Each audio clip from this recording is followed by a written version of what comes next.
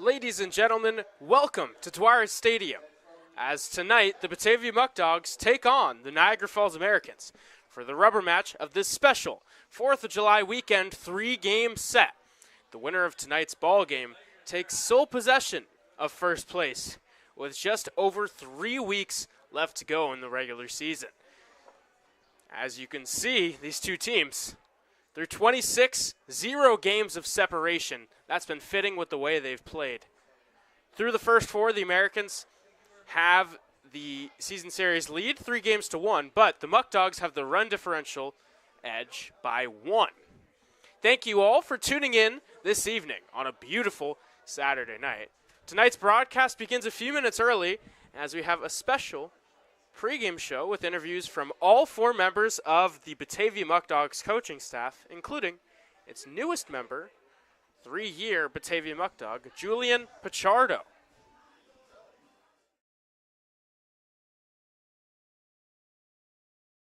Julian, it's great to have you back here in Batavia. To start off, what inspired you to come back, and how have your few weeks back here been now as a coach of the Muckdogs?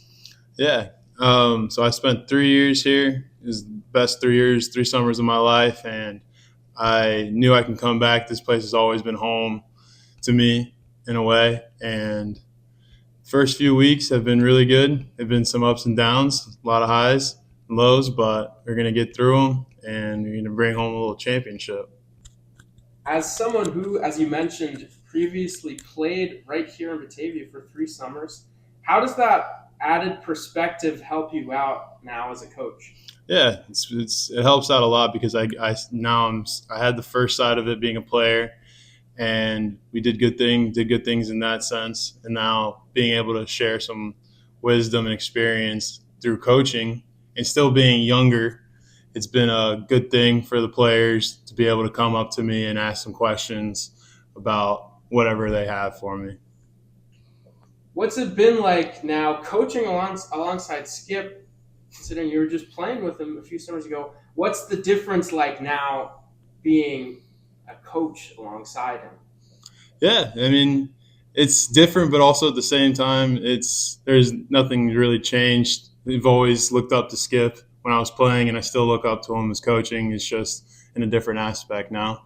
Skip, you now have 2 former players on your coaching staff, former players who played for you, of course. What's it like watching your players move up from playing to the coaching ranks? Oh, man, that's a good question. Well, when you build a culture, right, it's kind of you build that culture, and guys love the culture so much that eventually they get into the coaching world. And, of course, why not, coach where you played at?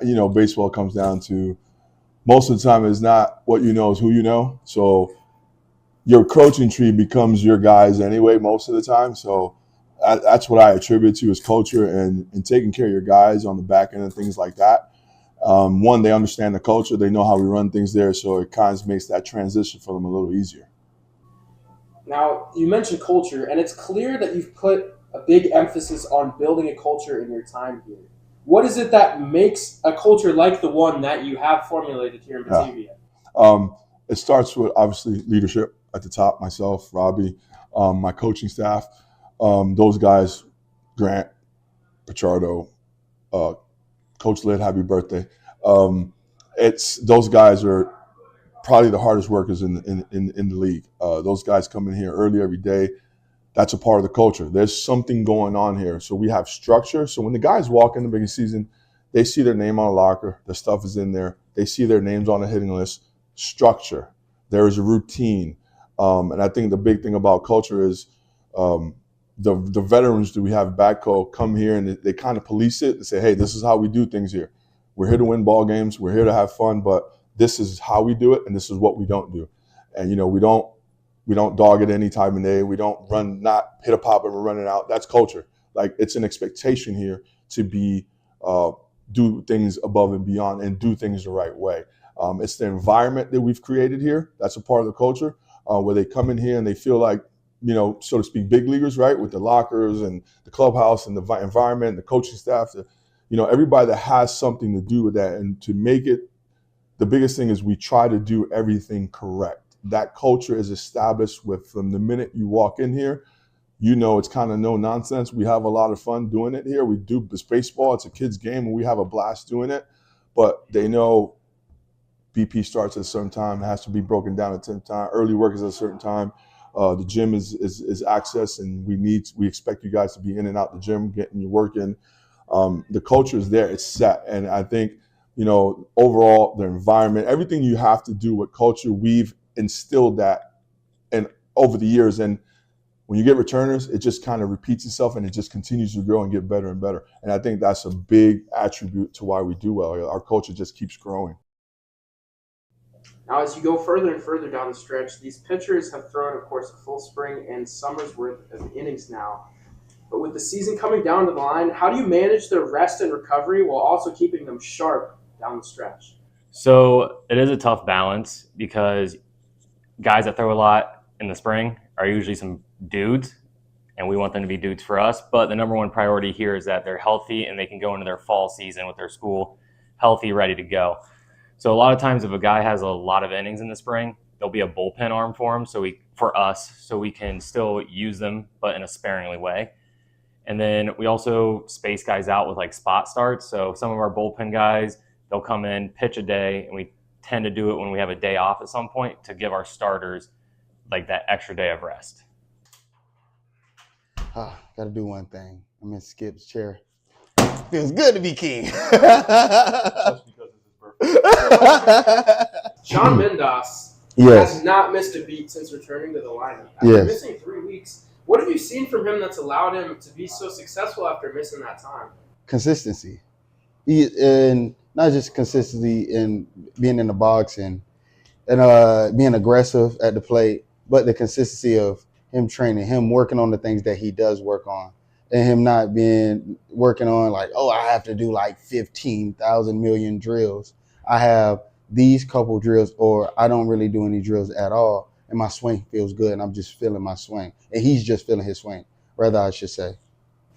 Now, a lot of guys on Muckdogs are swinging well at the plate as you lead the division in both average and RBIs. Are those stats something you pay attention to, or is there something more that you look in at with your guys when you're training with them day to day to let you know if they're doing well? It's one of the things I pay attention to. It can be a measuring stick of some sorts. Batting average, on-base percentage, slugging, run score, RBIs, stats like those. Like, okay, when we're doing good, we're going to be at the top of the leaderboard. But it's not a life or death thing. Once you have the right process, the results will handle themselves. So that's the biggest part I worry about, having the right process, having the right approach, having the right mentality. And we have those things, good things will come as we are the leaders in batting average and in RBIs.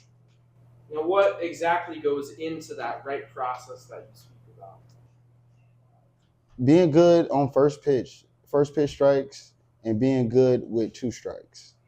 You got to be able to be aggressive and hunt a good pitch, and not just a pitcher's pitch, a pitch that you can drive in the gaps, pitch that you can drive over the outfielders' heads. And when you have 2 strikes, not protecting, but competing. Because when you protect, it gives that reserved or the prey feeling. And we always wanted to be predators. And anytime we're in the box, we want to be predators because there's somebody else that's trying to get us out. And so if we turn into prey never wins. Predators always win. For the most part, predators always win, or they win 80, 85, 90% of the time. So love the predator thought, and I love the competing thought. Like, I'm going to compete in this box. I'm going to be a very tough out. And that's something I had and I adopted myself plan. So I like to extend it on to the players now that I'm coaching.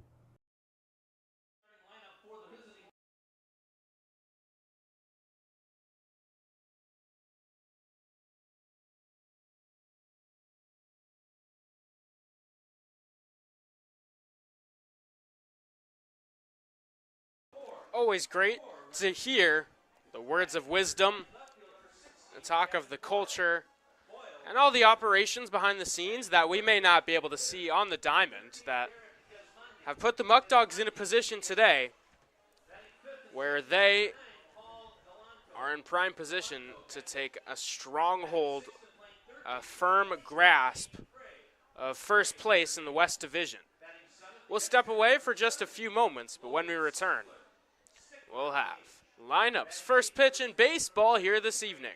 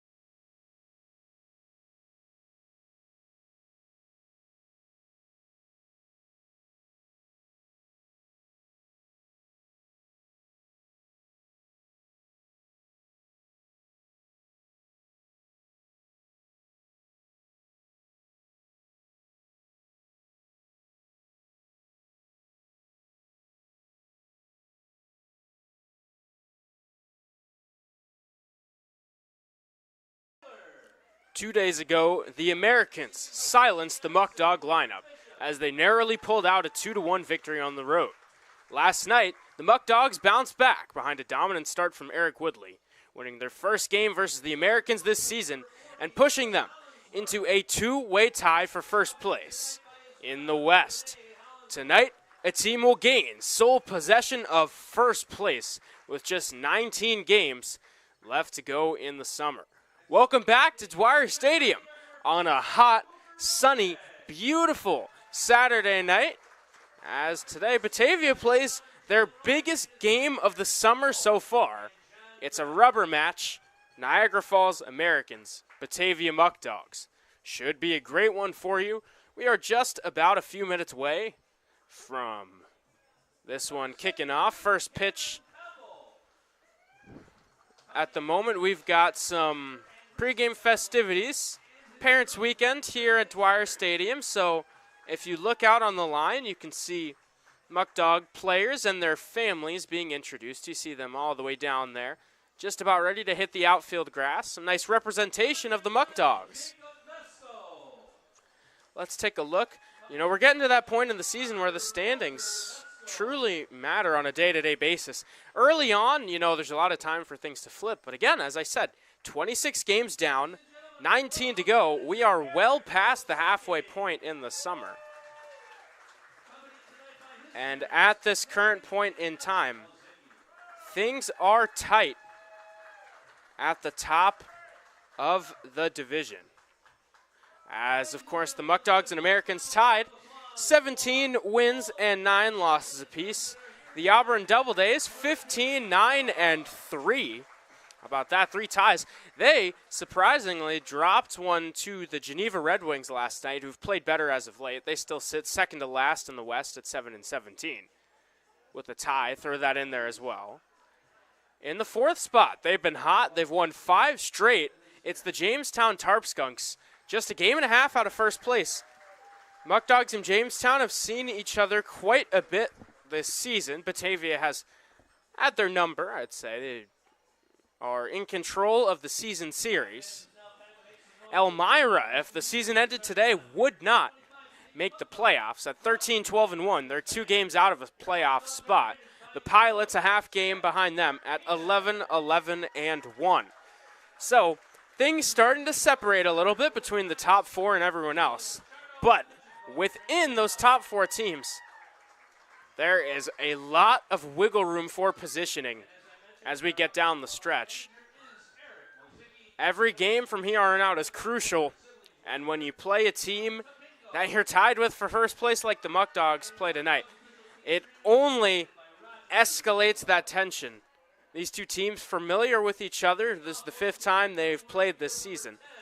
The 3rd day in a row. Tonight's contest should be a thriller. I can't wait to break this one down for you. I'm Nikita Lohman. Will not have Lucas Zaccaro alongside me this evening as he's got his on-field responsibilities. He's representing as it's Tully's night here at Dwyer Stadium. The starting lineup for the Muckdogs being announced at the moment. We'll step aside again for a moment, but when we return, we will be ready for Batavia Muckdog baseball this evening.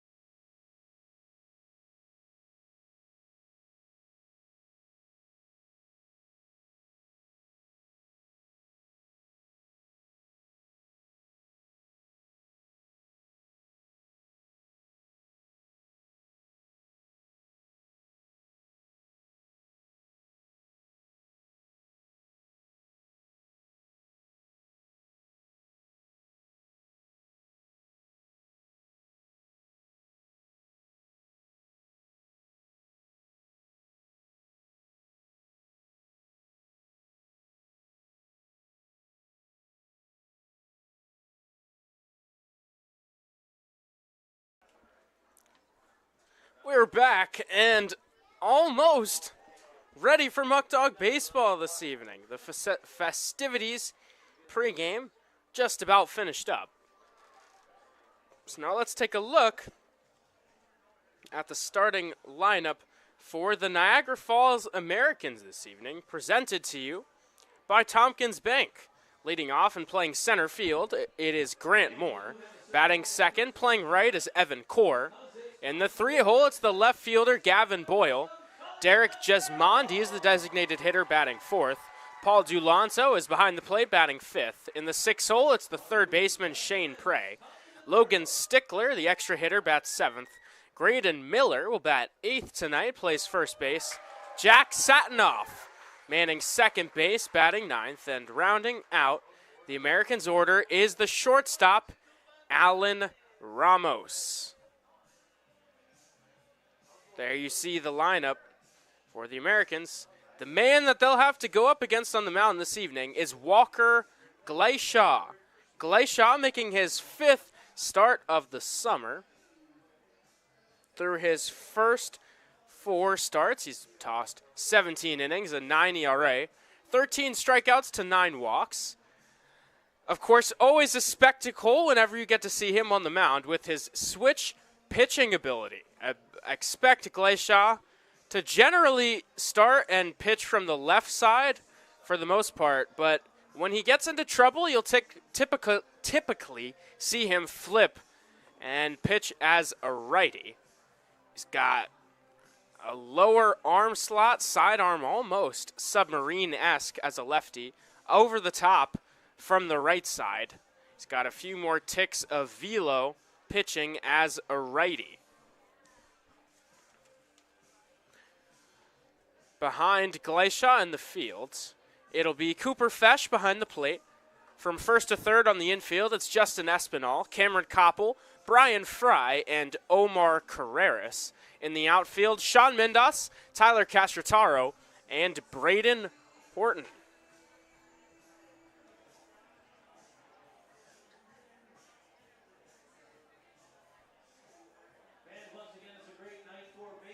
Glaishaw will be making his 2nd start of the season against the Americans, and this is an opportunity for revenge. He pitched against them on Niagara Falls opening day on June 4th, went 2.2 innings, allowed 7 runs on 8 hits. So a chance to bounce back here this evening, coming off a solid start against Auburn. First batter he'll face, the center fielder Grant Moore. Kicks and fires, that one is in there for strike one, and we are underway this evening. Grant Moore has been a problem all season for opposing lineups. Been a different story against the Muckdogs, as he's 0 for 9 through the first 2 games of this 3-game set. And now quickly behind, 0-2. It's so important to keep Grant Moore off the base paths, as he's got 27 stolen bags this season. But again, no hits, no walks to his name. They've done a great job facing one of the best leadoff men in the PGCBL. Glaishaw misses outside on the 0-2. They count a ball and 2 strikes.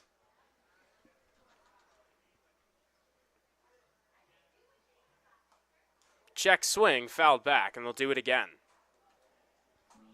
On the season, Grant Moore hitting .425, a .543 on base percentage, a .563 slug. Despite being the leadoff man, leads the Americans in RBIs with 21. And OPS over 1.1.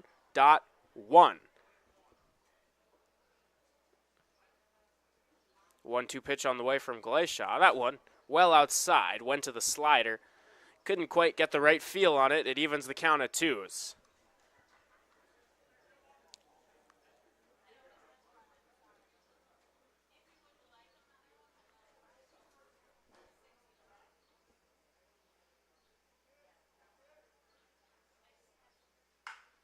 Hot shot to first. It hits off the glove of Espinal. Koppel over to field. But with the speed of Grant Moore out of the lefty batter's box, no shot. That's going to be a base hit to open the day for Grant Moore. He gets his first hit of the series. They weren't going to hold him down for too long. with a bat like that. He's on first to open the ball game. As I mentioned, 27 stolen bags. You better watch out. He very well could be off on any pitch. It'll be Evan Core now up to the plate. Core has been penciled into the 2-hole as the right fielder for the last 2 games, so the top of the lineup for the Americans has stayed consistent. He swings and misses through strike 1.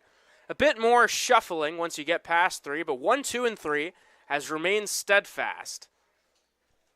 Evan Core yesterday went 0 for 4. As the pickoff gets away, they were paying attention to Grant Moore. He takes second. He's going for third. The throw across the diamond, well, not in time. So not a stolen bag for Grant Moore, but an errant pickoff attempt has him on third base with nobody out. And you can see the value and the sense of danger that he brings. Not only will pitchers perhaps pay less attention to the hitter, also with all that attention and all those pickoffs thrown over, it increases the chance of a throw wide. That pitch misses high, the count even at a ball and a strike.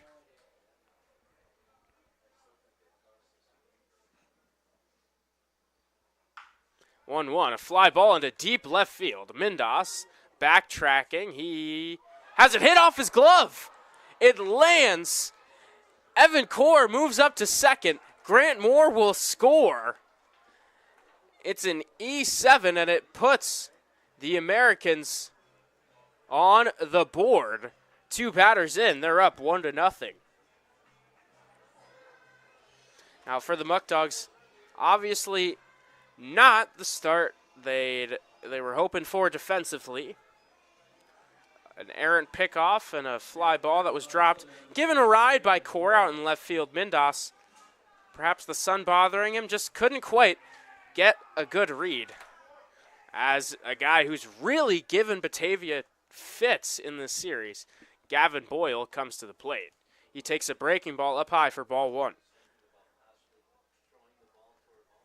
Boyle last night went 2 for 3, had a triple and a home run. It was his second homer of the season. Second in the last week. He's been swinging a hot bat. He struggled a bit to start the season after a terrific year at SUNY Niagara, as he broke his bat right there. Tosses it aside. He'll have to grab a new one. Boyle with an OPS over 1,200 this season for Niagara Community College. Now on the summer, hitting .261, a .306 on base, a .500 slugging percentage, an OPS over 800. He came into the month of July without a long ball. Again, hit 1 versus Newark on the 1st. Yesterday on the 4th, that big 6'3", 220-pound frame, creating damage contact as the weather is scalding hot. Boyle follows. Looking to drive home another run with nobody out. Here comes the 1-1 from Gleishaw. It's inside. The count, 2 balls and a strike.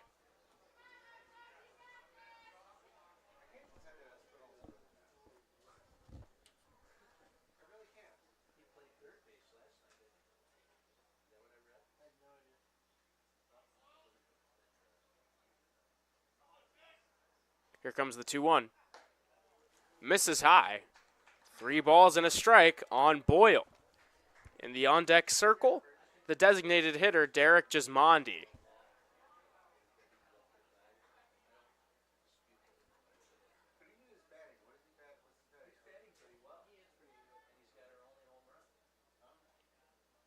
A deep shot into right field. Horton backing up. He makes the catch. Tagging for third is Core. He will make it easily. So productive out for Gavin Boyle. The first of the day for Walker Gleishaw. A runner at third with 1 away for the Americans.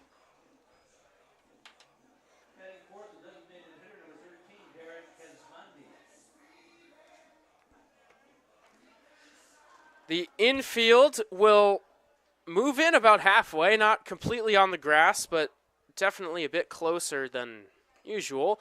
What a pick by Cooper Fesh behind the plate. He just saved a run from scoring. Glacier went to a first pitch breaker, yanked it. That was well out of the zone. Fesh stuck the glove out and made a clean grab. That is a big play. It may not seem like it, but if Glacier can hold core at third, that could prove to be vital. All but one game between these two teams has been decided by 2 runs or less. So you can't understate the importance of the little things. The 2-0 is fouled away. 2 balls and a strike now.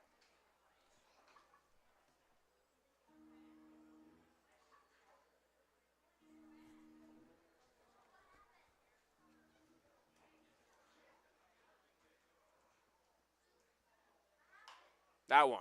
Caught on the fly by Fry. He flipped back to third. They say they got him. A heads-up play by Brian Fry. Omar Carrera smartly covered the bag. They double off Evan Core. A costly base-running mistake as the Muckdogs get out of further trouble. The Americans strike. They score 1 run in the top of the first on 1 hit. Nobody left on base thanks to the 6-5 double play. After half inning of play, it's 1-0 Americans. The Muckdogs coming to bat.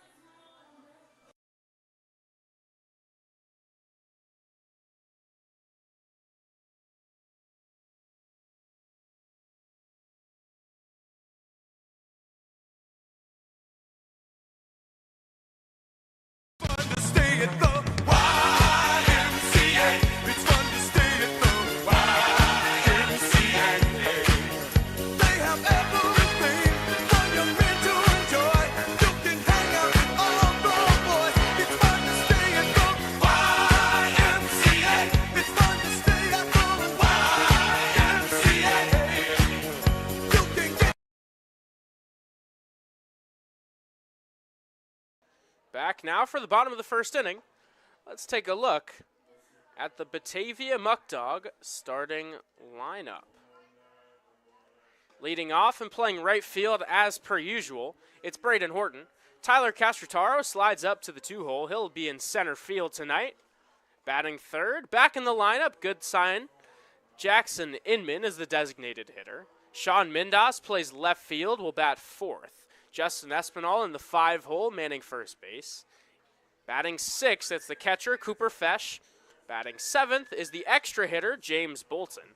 Brian Fry back at shortstop, batting eighth. You saw him make that smart play on a liner in the top half. Cameron Koppel is the second baseman, batting ninth. Omar Carreras rounds out the Muckdog order. Braden Horton now playing in his 19th game on the summer, a 357, 538, 571 slash line, and OPS over 1,100.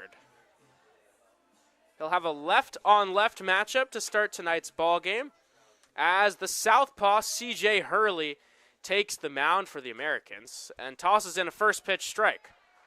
Hurley was the opening day starter for Niagara Falls right here at Dwyer Stadium back on June 4th.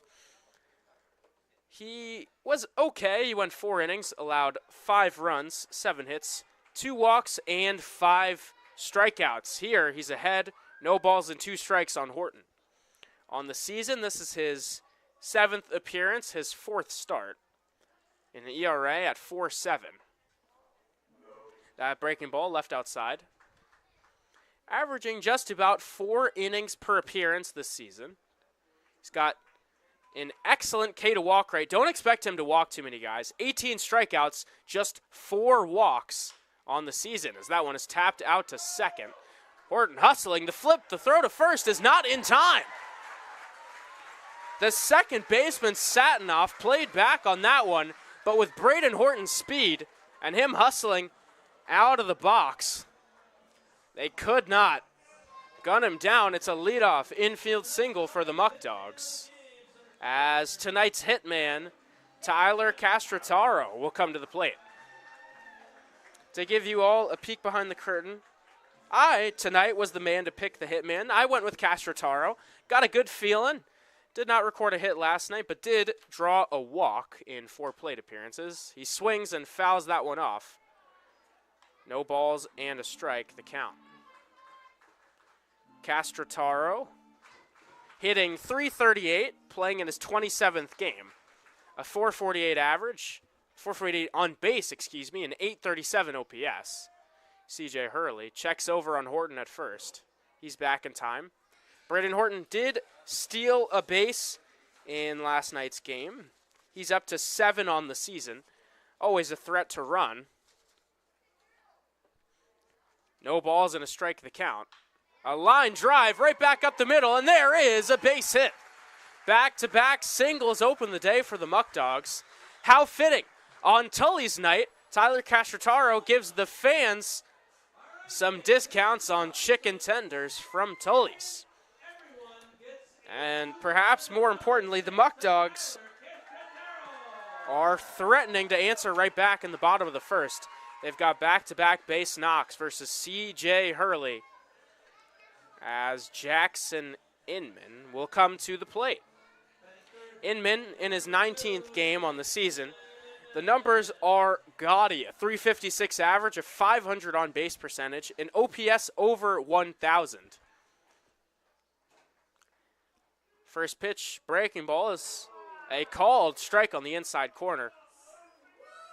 Jackson Inman left after 1 inning, left the ball game, had a bit of a collision out in left field. So has not really gotten to play at all in this series. Good to see him back in the lineup tonight as the DH. He went 1 for 4 versus the Ironbacks on July 2nd as he swings and misses to fall behind here 0-2.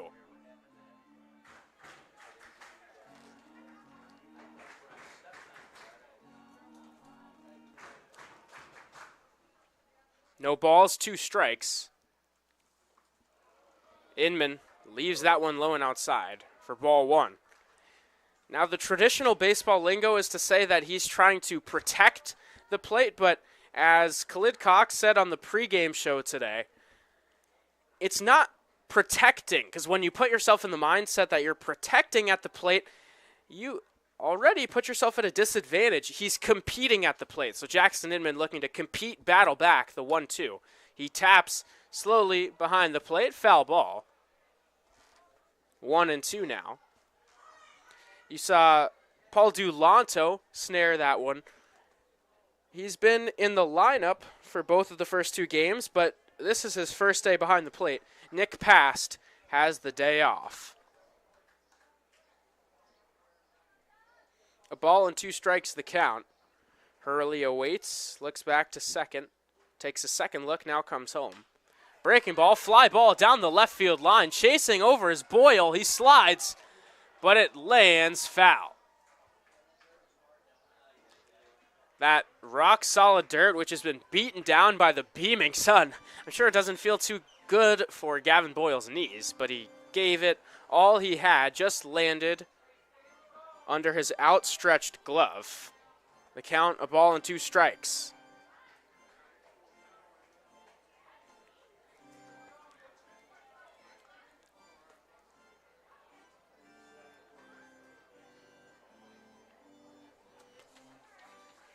C.J. Hurley comes into tonight's outing off of a great start.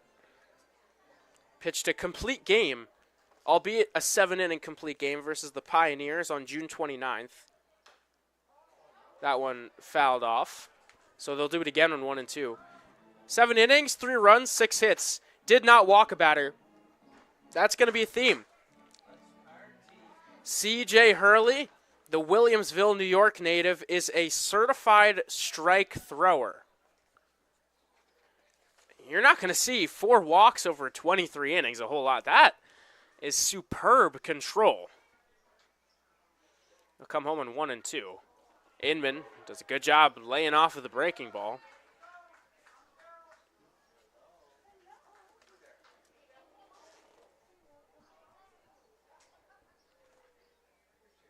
Two balls, 2 strikes, 2 men on here in the bottom of the first. Still nobody outs.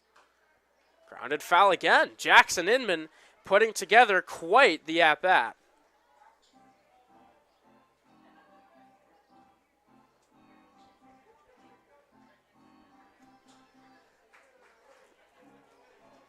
On deck is Sean Mindas.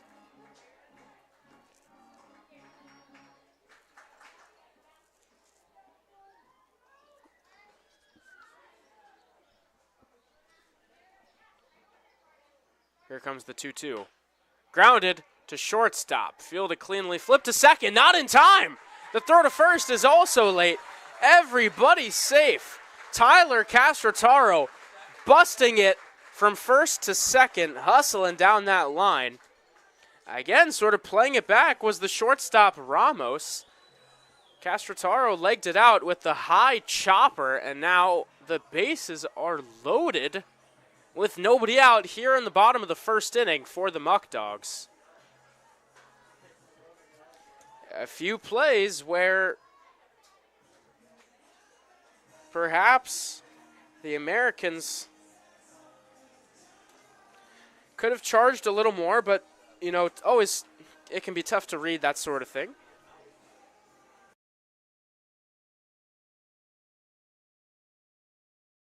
Jackson Inman, he really battled there.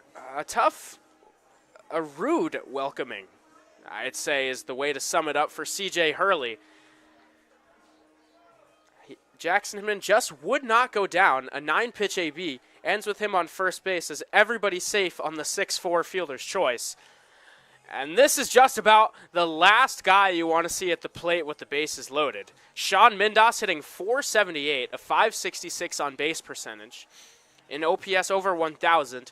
This is his 14th game. It just feels like Mindas has a nose for the RBI. He picks up hits in just about every game he plays in. As that one grounded to shortstop. It hits off of Ramos. Everybody is safe. A run will come home. The Muckdogs tie the game at 1. I believe that'll be ruled an E6 against the shortstop. Awaiting the official ruling. Your Muckdogs are in the scoreboard!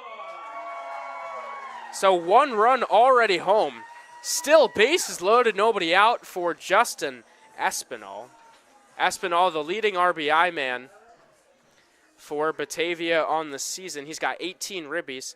Picked one up last night. Swings, pops that up, first base. Miller in foul territory makes the catch for out number 1.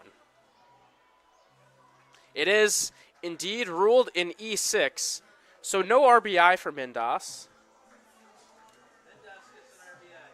It is an RBI, as the run most likely would have scored anyway, but no hit for him. First pitch to Cooper Fesh, misses for ball 1. So I repeat, RBI for Sean Mindas, his 15th of the season. Just no hit as it's ruled in E6. Cooper Fesh takes that for a strike to even the count at 1.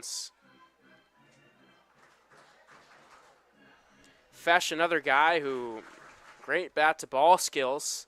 A .354 average, a .405 on base. Playing in his 21st game of the summer. This Muckdog lineup is relentless. There's just no breaks. From 1 through 10, you're facing really talented hitters who are going to put together professional ABs. Cooper Fesh putting that on display right here. 3 balls and a strike on him. He went 1 for 3 last night. The Keystone College student. A few guys from Keystone back-to-back. So that one misses. Outside for ball 4. It's an RBI walk. You're not going to see a lot of free passes from C.J. Hurley. That one right there came with the bases loaded, though. A ribby for Fesh. It puts the Muckdogs ahead 2-1 here in the bottom of the first.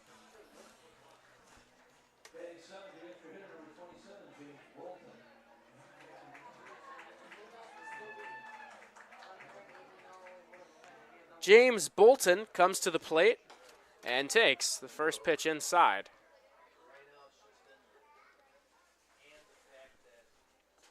Bolton last night had a good day at the plate. Went 1 for 1, 2 walks, a sac fly. He was very productive. That one hits him on the foot. The back foot breaking ball literally hits the back foot.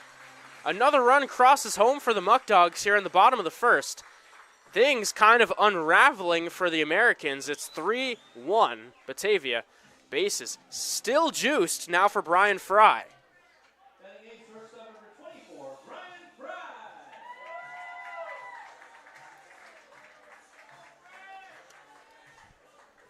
Fry on the season, hitting .265, a .426 on base, a .338 slug. Plays a great defensive shortstop. Was busy there last night. If my memory serves me correct, I believe it was 8 of the first 10 outs of the game were recorded by Brian Fry.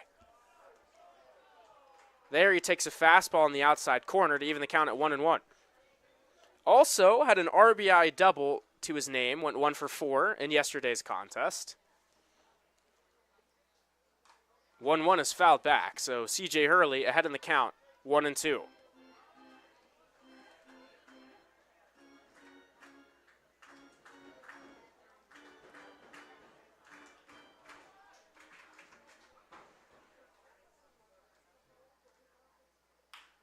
Grounded, out to second base. Fielded cleanly, Satinoff throws to second for 1.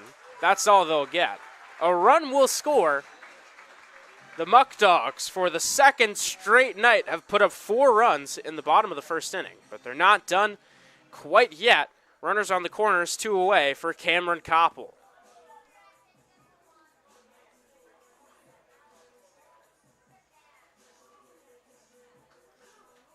Batting ninth, second baseman number 72, Cameron Koppel. An RBI for Fry right there, as Mindas crossed home plate. First pitch from Hurley is fouled off by Koppel. He last played in game 1 of this 3-game set.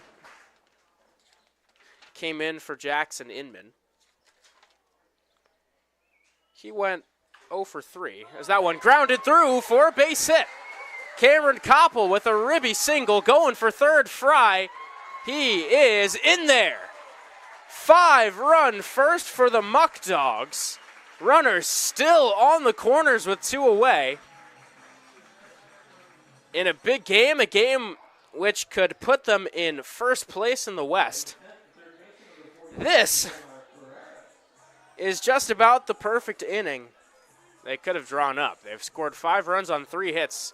A few miscues from the Niagara Falls Americans, and they've taken advantage of them. The 10th man to come to the plate in the inning, Omar Carreras, has a chance to flip the lineup over. He takes a first pitch heater for strike 1.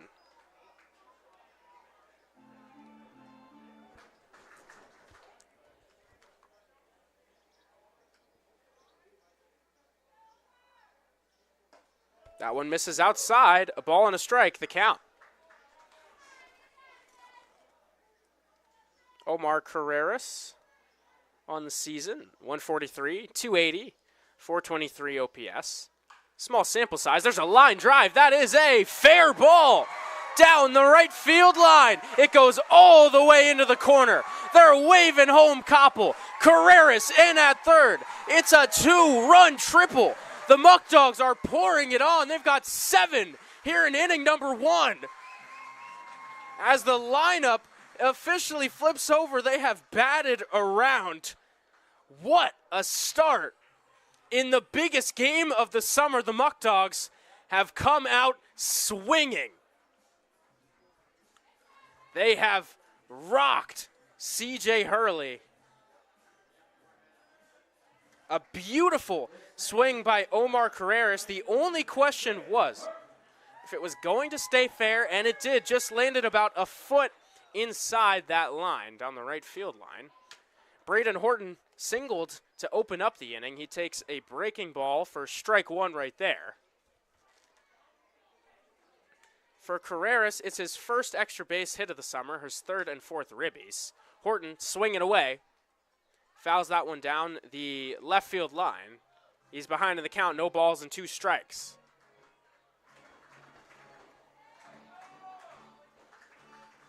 You want to talk about showing up when it matters? 0-2. Reached out through a base hit. They keep on pouring it on. It's the second hit of the inning for Braden Horton. And the Muckdogs are up 8-1 now. I can't even finish my thoughts. They just keep on keeping on. A 7-run lead here in inning number 1. And again, you want to talk about showing up in the biggest moments. There is a picnic this morning as Tyler Castrataro comes to the plate. He singled his last time up. He takes strike 1 right there. At the family picnic this morning for family weekend, Skip Martinez expressed that tonight's game wasn't a very important tone setter.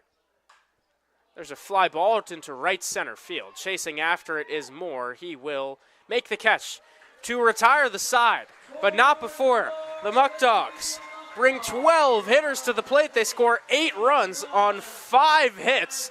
They leave 1 man left on base. But after 1 inning of play, they're up 8-1.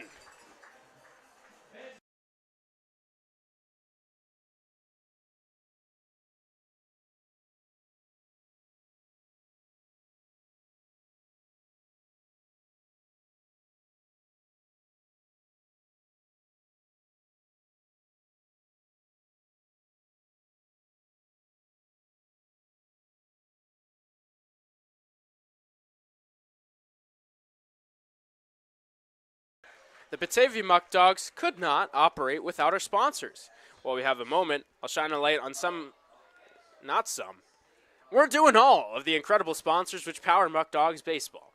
A huge thank you to Alex's Place, Batavia Downs, Bourbon and Burger, Brighton Security, Bully Hill, Casella Waste, Dave's Ice Cream, Eli Fish Brewing, Ficarella's Pizza, Genesee Community College, Genesee Lumber, Tompkins Bank, Turnbull Heating and Air, Tully's, UR Wilmot, Rochester Regional Health, Wright Beverage, Zoom Fitness, Allegheny Farm Services, Arc of Genesee Orleans, Ashley Furniture, Batavia Foot Care Center, Best Choice Heating and Air, Bikers Against Child Abuse, Bright Path Kids, Burger King, Salino Plumbing, Council Rock Wealth Advisory Group, Eagle Star Housing, Easttown Beverage, Everdry Waterproofing, Farm Credit East, Farrell Gas, Frank's Call Mr. Plumber, Freed, Maxick, Geico, Genesee County Chamber, Glow Regional Waste, Go Health, Graham Corporation, Healthy Families Wyoming, and the Genesee Partnership, Horizon Health Services, HP Hood, ICAC, J. Leonard McAndrew Funeral Home, Land Pro, Leaf Guard, Liberty Pumps, Louis J. Lang & Sons, Empower Agency, Massive Testing, Mental Health Association of Genesee and Orleans, Myers RV, Mocaveros Automotive, the National Guard, the New York State School for the Blind, Oak Orchard Health, Oatka Milk Products, Overheard Door, PNCG, Pellegrino Auto Sales,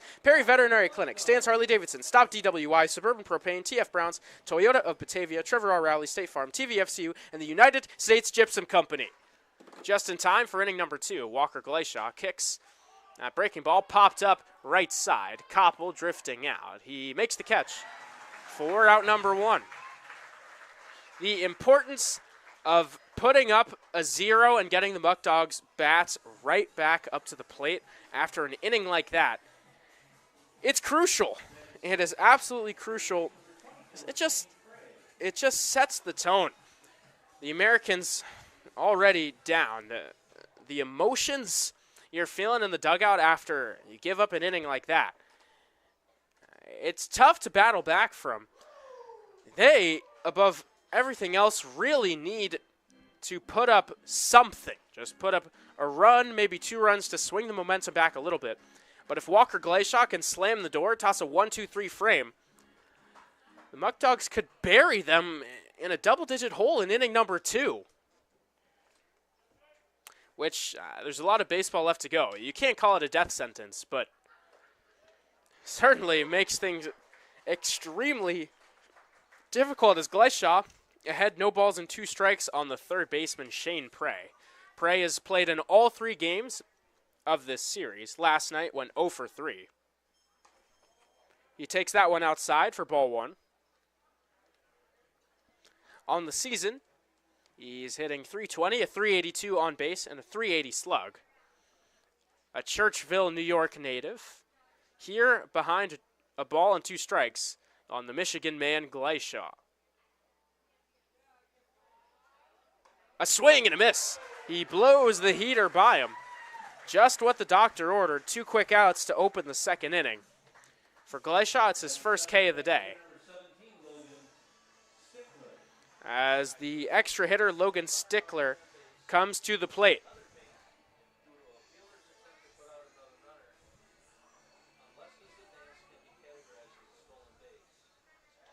Stickler was put in a bit of controversy. That breaking ball is in there for strike 1. Stickler was thrown in a bit of controversy. It really wasn't his fault at all. I shouldn't say he was a part of it because he just happened to be the guy at the plate. In fact, he was the victim of it. There's no balls and a strike. That one misses outside. Back on June 22nd, Stickler hit what was certainly a home run. It did not go foul. It went over the fence. It was clearly a home run, but there was a bit of pause to see if it was foul or fair. Stickler looked back to wait to see what the umpires said. So because of that, he took a few steps out of the baseline, started to go back to home plate. Really only took a few steps. He was about on the start of the grass, and they called him out because of it. As here he gets hit by a pitch, so a man on with 2 away. So Logan Stickler hit a home run, did not do anything that was worthy of him being called out, but was called out. So Logan Stickler, no home runs to his name. He was robbed of one. To put it simply, he should have a home run on his name, but an incorrect call took it away from him. He's on first with 2 away as Graydon Miller fouls the first pitch off. Miller came into this series red hot. He went 1 for 3 last night. He's now 13 for his last 23 at the dish. That one misses inside. He may be hitting 8th in the order. That's not indicative of the kind of hitter that he is. On the season, a 362 average, a 451 on base, and a 420 slug. Also had an OPS at 832 last summer for the Americans. So a large sample size of major success at the plate. Guess they just feel that he's comfortable towards the bottom of the lineup and don't want to mess with his head at all. Ahead in the count, 2 balls and a strike. That one fouled away. Down the first base line, out of play.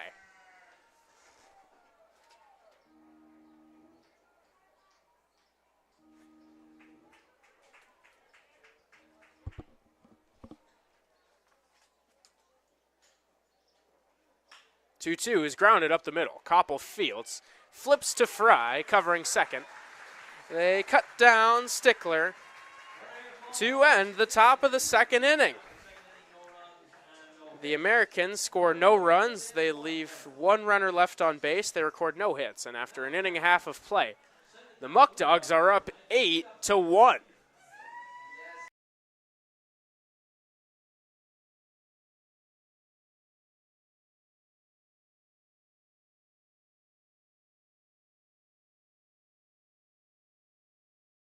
People always ask me, Sophia, how do you change a tire? I don't know. I don't know how to change a tire. And my name's Bella. But I do know where you can get great food and good times at Tully's in Batavia at 522 East Main Street. Look out for coupons at the next Muckdogs home game. And go Dogs!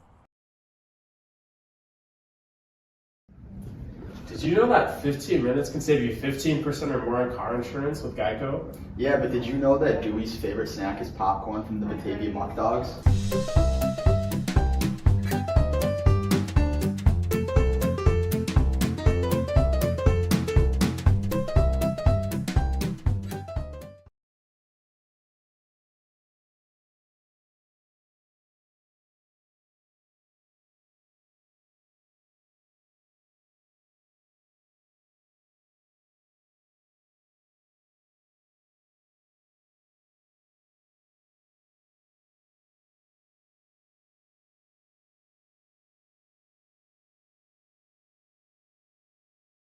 If you joined the broadcast a little bit late and you missed the fireworks, I'll give you a brief recap.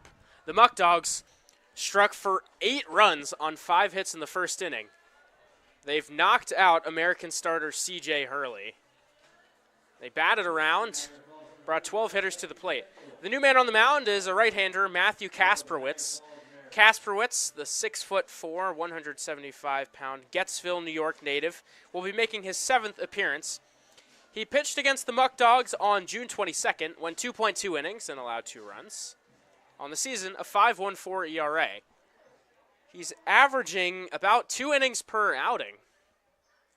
But with the quick exit of Hurley, you have to wonder if they're going to ask him to give him some more bulk. Of course, not what manager Cordero was hoping and planning for when he sorted out his plan for the day this morning. It'll be Jackson Inman leading off here in the bottom of the 2nd inning. He reached on a fielder's choice, came around to score, as many of his teammates did in the first. He swings, grounds that one right side, Miller fields. He'll flip. Kasperwitz beats Inman to the bag for out number 1.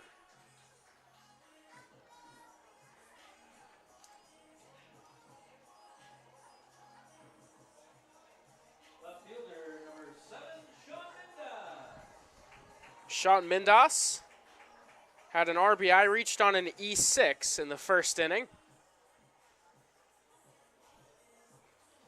Looking to spark something here in the 2nd, keep the hot hitting going for the Muckdogs. He takes that breaking ball for strike 1.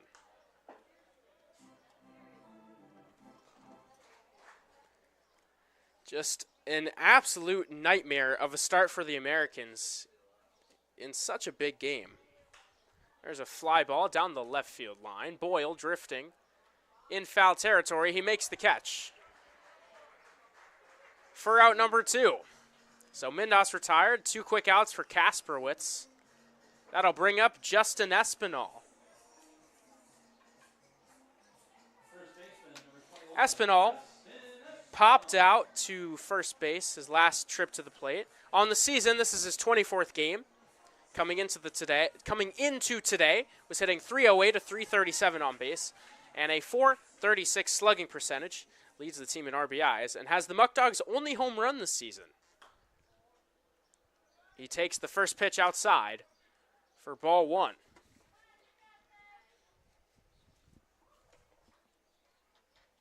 He's had a good series so far, 4 for 9, 2 RBIs. He grounds that one foul outside of first.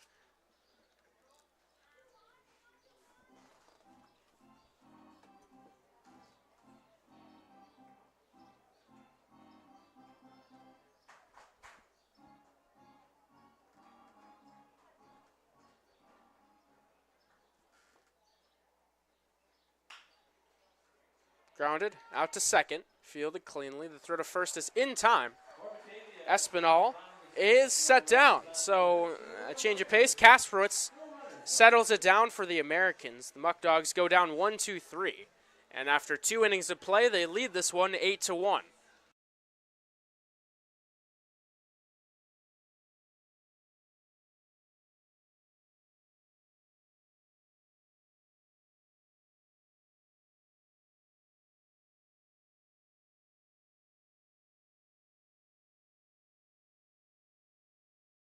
Let's take a look at the Batavia Muckdogs' upcoming schedule. They wrap up this 4th of July weekend tomorrow against the Buffalo Diesel. That one will begin at 4 p.m. There will be a post-game catch on the field. Great ball game. You won't want to miss that. Going to be beautiful weather. No better way to spend your Sunday afternoon. Muckdogs have a pair of road games. They have Monday off, return to play Tuesday. They take on Auburn at 6:30, and then Geneva 6:30 on Wednesday. But they return. They're back home Thursday night versus the Niagara Ironbacks. It's Stop DWI night here at the stadium. That one, as per usual, begins at 6:30. And for tickets to any of these games or any home game for the rest of the summer, you're running out of the time. So make sure to run to the phone. Don't walk. You probably have one in your pocket. Make sure to dial 585-524-2260 to get yourself some Muckdog tickets. Come out to Dwyer Stadium before you have to wait until 2026 to come see a ball game. The top of the third now underway. It'll be 9, 10, and 1 in the Americans order, beginning with Jack Satinoff. First pitch from Walker Glayshaw misses high.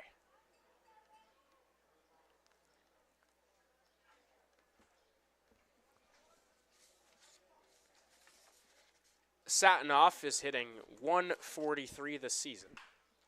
Grounds that to shortstop. Fry fields cleanly. He'll throw in time for out number 1.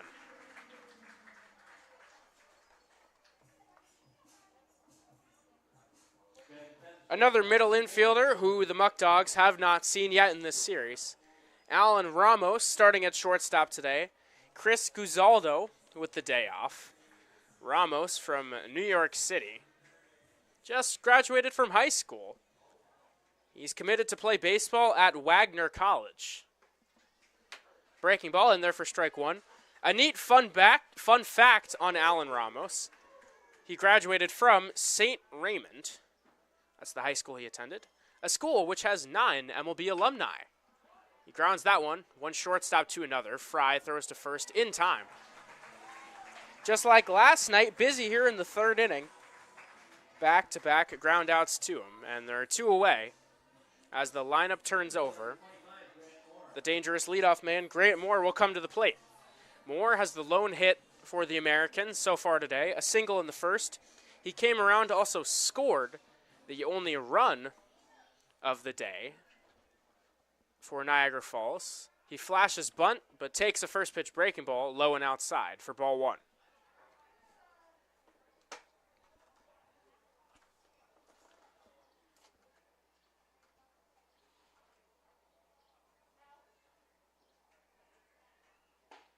Check swing, but a called strike, so the count even.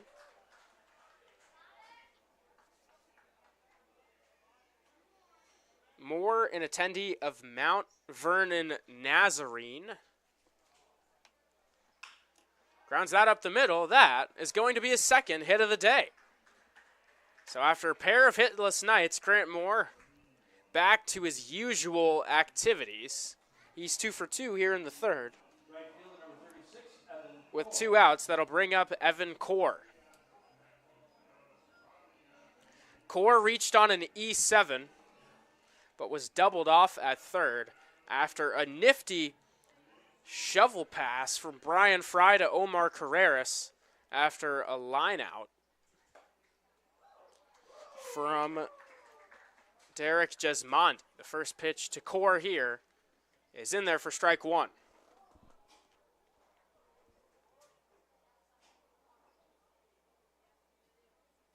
A swing and a miss. Walker Glayshaw quickly ahead in the count. No balls, 2 strikes.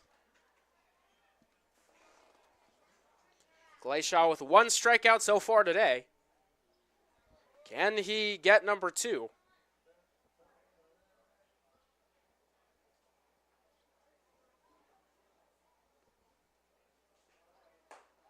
Fastball misses high.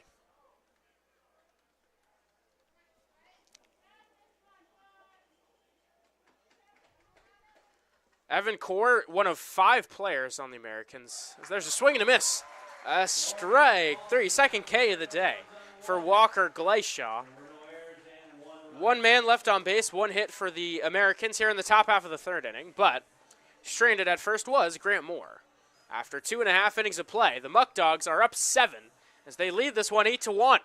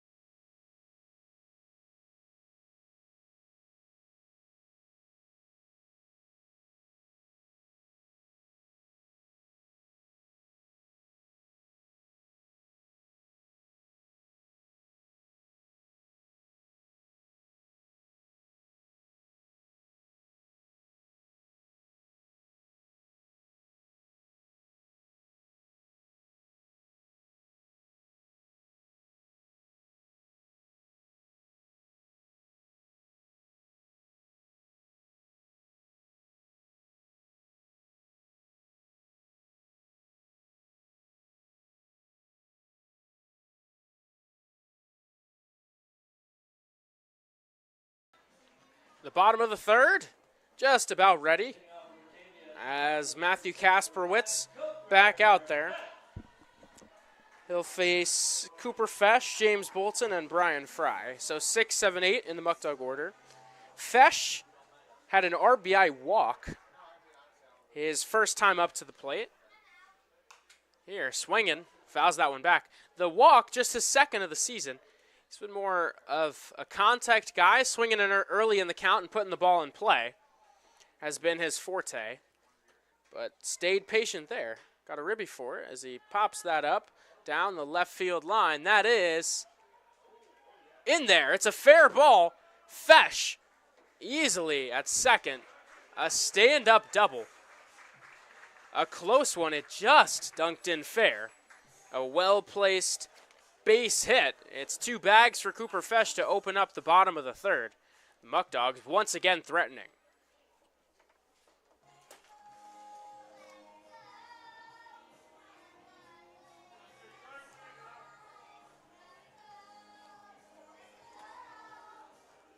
Manager Will Cordero went out briefly to have a chat with the home plate umpire on that ruling.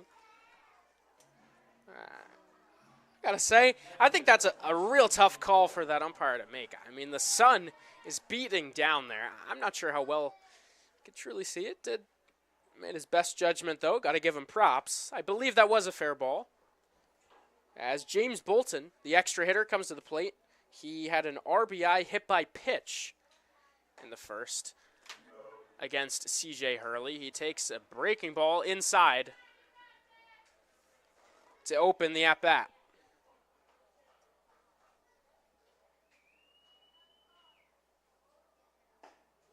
There's a strike, fastball, outside portion of the plate.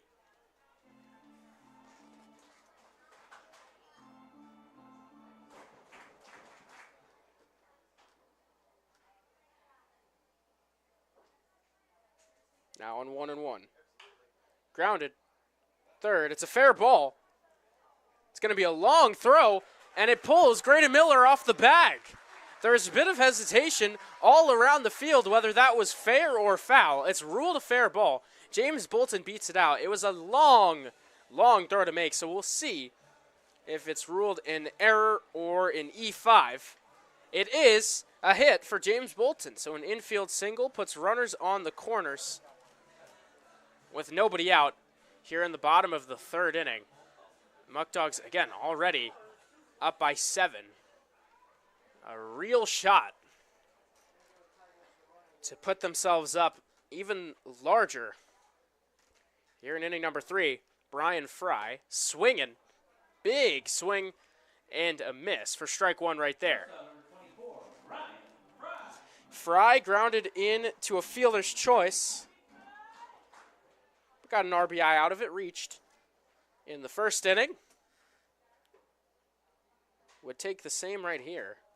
That fastball misses outside.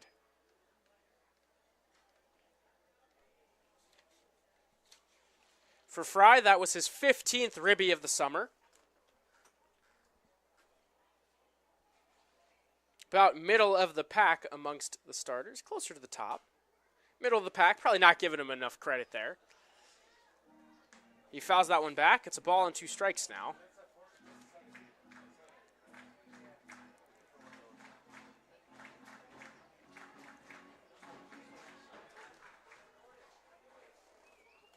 With 15 ribbies, tied for third on the team. Could put himself into a tie for second here, though, as the 1-2 is outside. He may not be first in RBIs, close to it. Is first on the team with 19 walks. A patient hitter at the plate plays a clean shortstop. 2-2. That breaking ball just misses outside. A great leave, runs the count full. A clean defensive shortstop. In his time at Toledo, made an all-defensive team for his conference. He's shown it here. He's been tested a lot. 3-2. Outside, ball 4. So the first man to 20 walks is Brian Fry. He loads the bases with nobody out. The Muckdogs really threatening to put a crooked number up on the board here in the third, as Cameron Koppel will come to the plate. Koppel had an RBI single back in the first. A big two-out ribby. It kept the inning going. It was 4-1 when he came up. They scored 4 more with 2 outs, starting with him. First pitch here. Breaking ball, line drive, caught.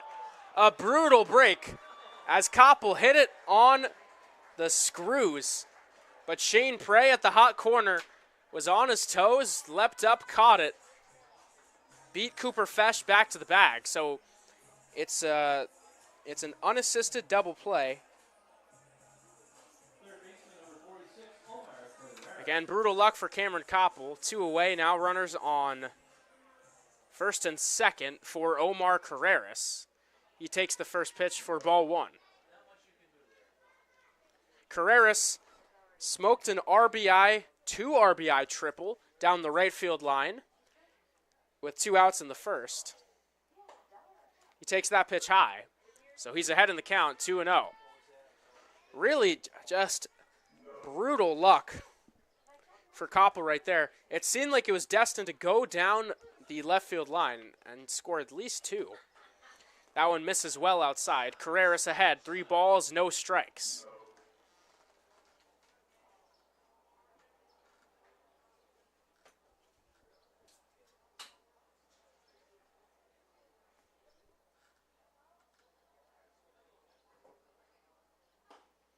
.30 fastball is in there for strike 1. With the way the Muckdog arms have been throwing, adding on a few insurance runs would have to make it feel all but out of reach. I know it's early. There's a fly ball into center field. Chasing back Moore. He's under it and makes the catch to retire the side. So, some tough luck as the Muckdogs leave 2 runners left on base. They score no runs on 2 hits. They're still up by 7 after 3 innings of play here this evening.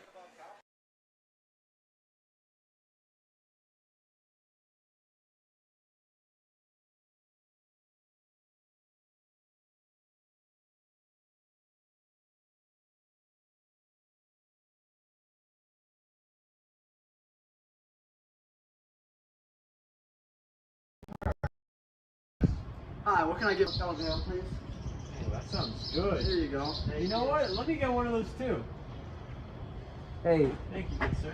what is this Muckdog Ale? Oh, it's actually the official beer of the Batavia Muckdogs, brewed by yours truly, Eli Fish. Come down, stop by, and get yourself some drinks, some food, awesome stuff at 109 Main Street. Hey, I bet you're a good catcher of donuts in your mouth. Hey! Don't chop at it. It's not a sword. You're not a sword. Come on. Strike 2! Oh, that's ugly, man. Strike out, video boy! Come on now. Strike 3! Huh? I caught it. You're out. But I ticked it. It hit the bat. You're still out. You're still fat. The 4th inning, just about ready to get going. Walker Glaishaw has just continued the excellent Muckdog pitching that they've seen over the last week or so, going back to the doubleheader versus the Niagara Ironbacks on June 29th. First pitch outside. The Muckdogs, as a team, have allowed 11 runs over 44 innings. They have the best ERA in the West Division. The 1-0 pitch, a deep fly ball into right from Gavin Boyle. Braden Horton, though, under it, makes the catch just a few feet in front of the wall for out number 1. Boyle gave it a ride, but couldn't quite get all of it. There's a quick out number 1 here in the 4th. Glaishaw has already passed the length of his first start against the Americans back on June 4th. He went 2.2 in that one. He's gone 3.1 so far today. Only allowed 1 run on 2 hits. Breaking ball in there for strike one. Those two hits have both come from the same hitter in Grant Moore. The other 9 guys in the Americans' order he's been able to set down.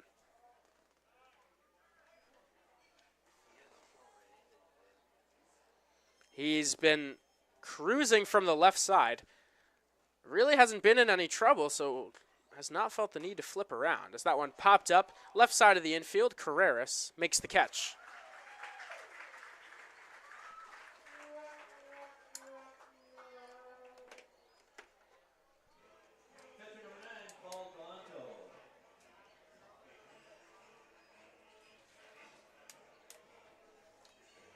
Paul Dulanto now digs into the plate.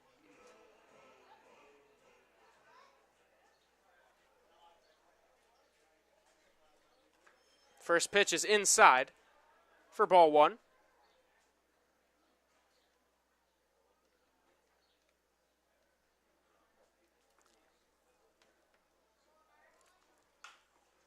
Popped. First base side, Espinal chasing towards the line, but that one will reach the seats.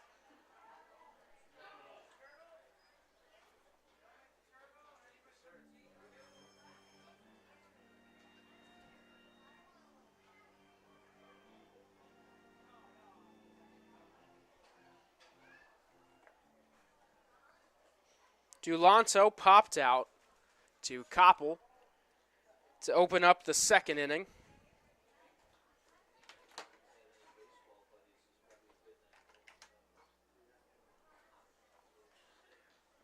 A ball, 2 balls and a strike. That one misses outside. 3-1, 2 outs here in the top half of the 4th inning. Walker Glacier has continued to flow through this one really without a lot of trouble. That pitch misses high for ball 4. It's the first free pass issued by Glacier. A 2-out base runner for the Americans. It brings up the third baseman, Shane Prey. Prey, one of 2 Americans to strike out today.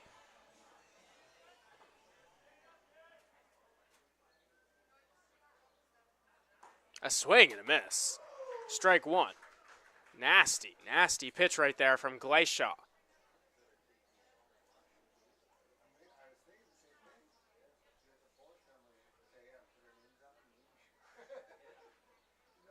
A one-heater inside.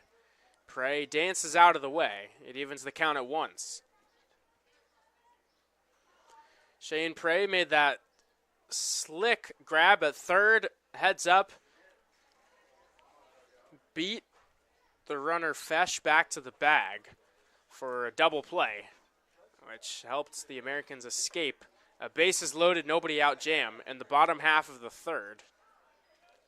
Here, he's ahead 2 balls and a strike versus the switch pitcher throwing left-handed Walker Glacier. There's a strike. Count even 2-2.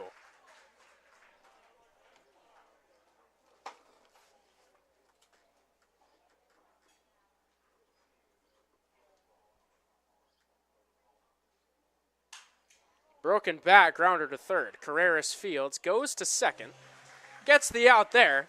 Second broken bat of the day. Don't see a whole lot of that in this league, but 2 already through 3.5 innings. No runs scored, no hits. 1 runner left on base for the Americans after 3.5 innings of play. The Muckdogs lead 8-1.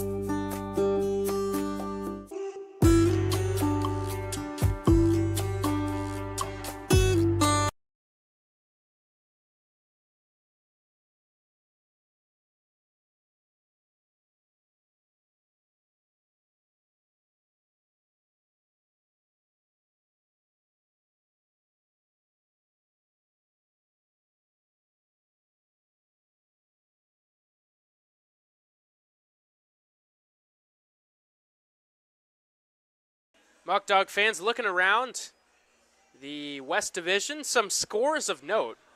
The Jamestown Tarp Skunks and the Niagara Ironbacks are locked into a battle right now. It's 12-12 in the bottom of the 8th. The Double Days taking care of business against the Red Wings, up 9-2 in the 3rd inning. Newark leads the Elmira Pioneers 4-0. That ball game in inning number 4. Here, we're in the bottom of the 4th. Braden Horton will lead off. First pitch breaking ball misses low. Horton had 2 singles in the 1st inning. This is his 3rd trip to the plate.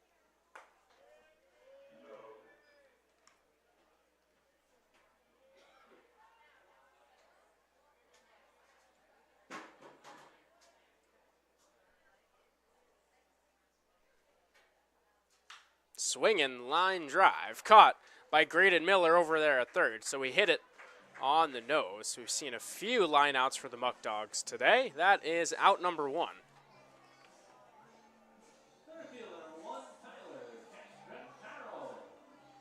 It'll bring up Tyler Castrataro.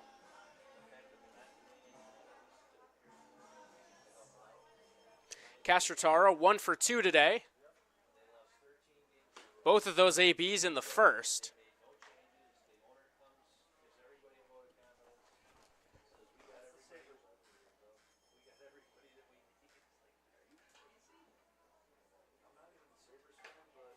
Inside, 2 balls and no strikes on the center fielder.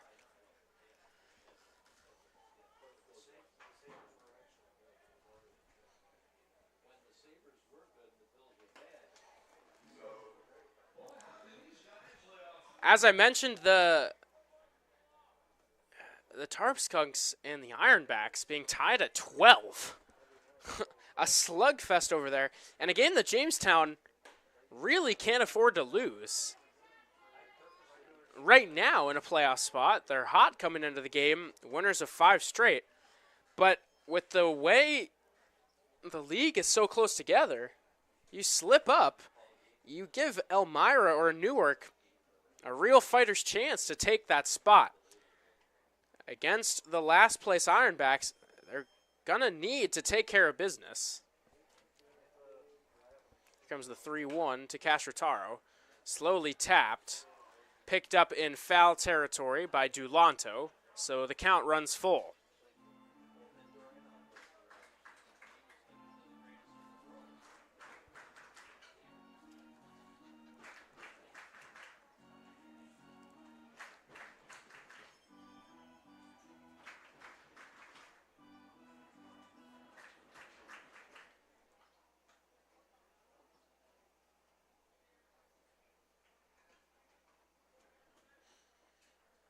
Three balls, 2 strikes, 1 away here in the 4th. Line drive, hits off of the glove of Kasperwitz and goes through into center field. It's the 2nd hit of the day for Castrataro. A man on first with 1 out here in the bottom of the 4th. That one pretty similar to his hit in the 1st inning. Just smoking a ball back up the middle.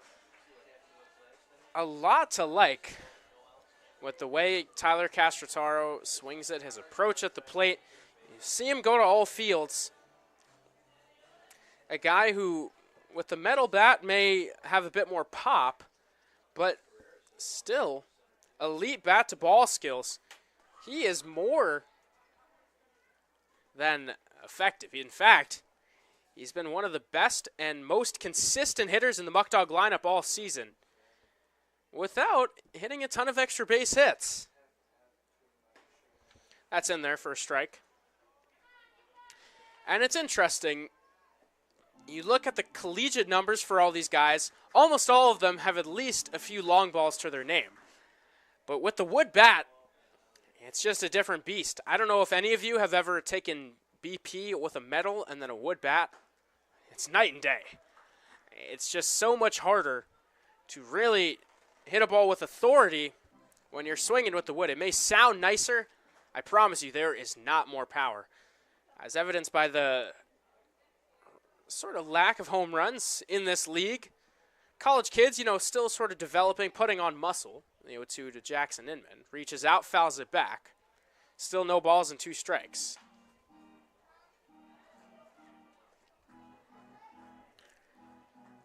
Normally, for top prospects, even at the major league level, it's rare to see elite raw and game power when they're still coming up the system. Usually, that power comes around 20-ish for the best of the best elite prospects who go on to be stars in the major leagues. One name that comes to mind is the 0-2 pitch. Reached out, fouled away, third base side.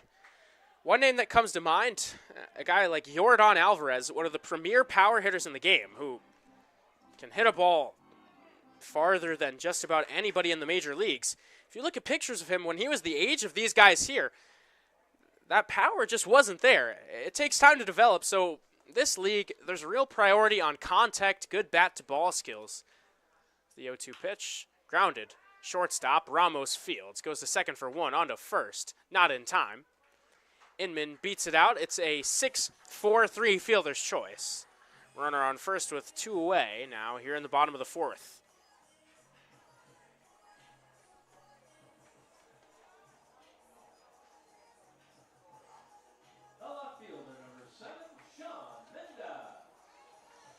Sean Mindas looking for his first hit today. He's 0 for 2. Did have an RBI back in the first. Reached on an E6.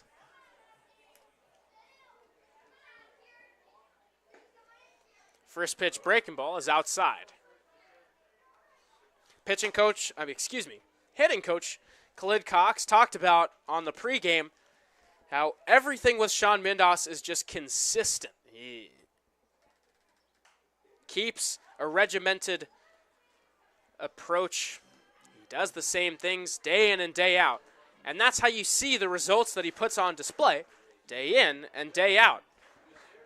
Baseball is a game of rhythm and timing.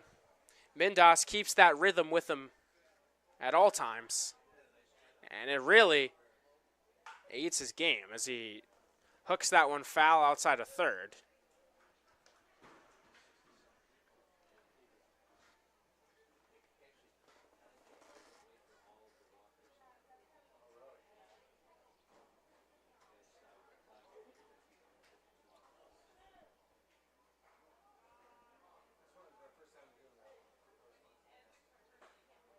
One-two misses. Kasperwitz thought he had strike 3. Started taking a few steps towards that dugout. It's ruled low. 2 balls and 2 strikes on the left fielder.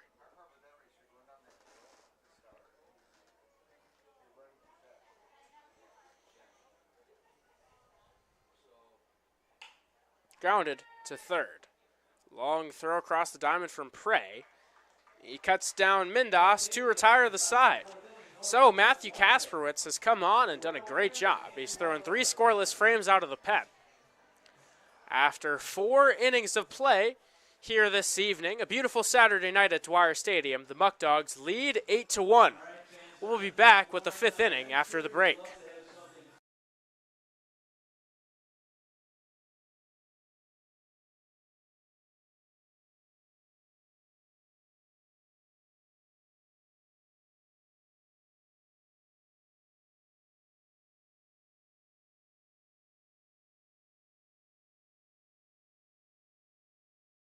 People always ask me, Sophia, how do you change a tire? I don't know. I don't know how to change a tire. And my name's Bella. But I do know where you can get great food and good times at Tully's in Batavia at 522 East Main Street. Look out for coupons at the next Muckdogs home game. And go Dogs!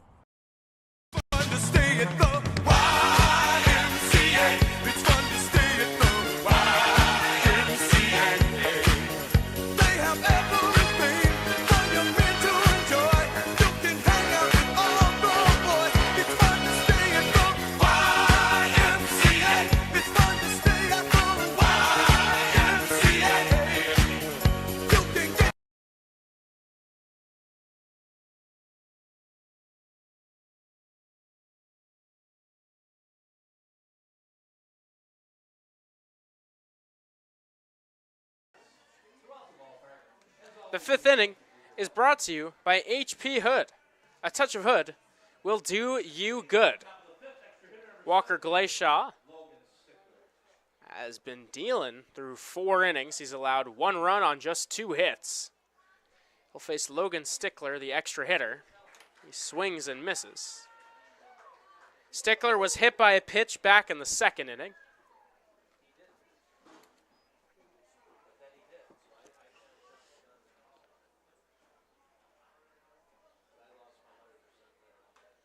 That one misses outside. Evens the count at a ball and a strike.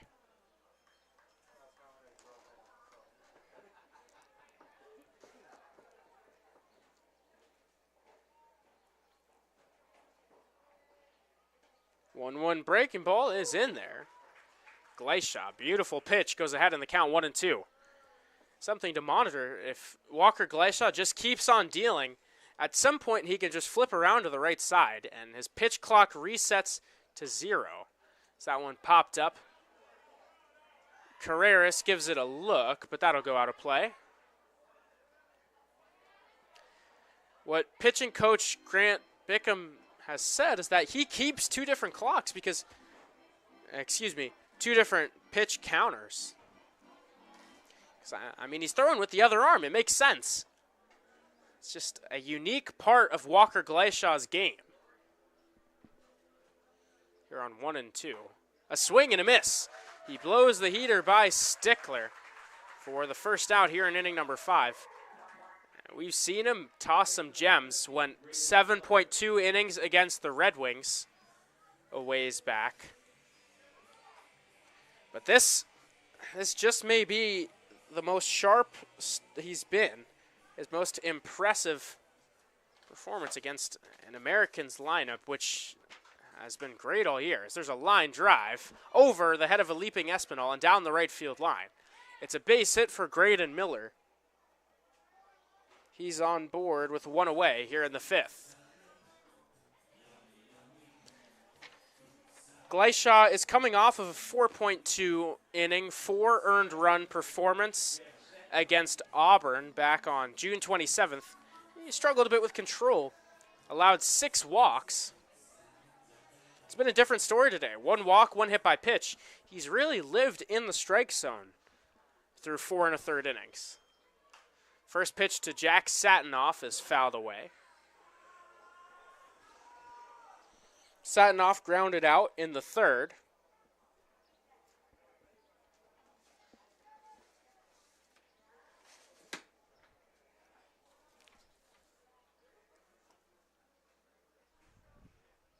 The 0-1. Bounce. Good block behind the plate by Fesh. Satinoff from Nolensville, Tennessee.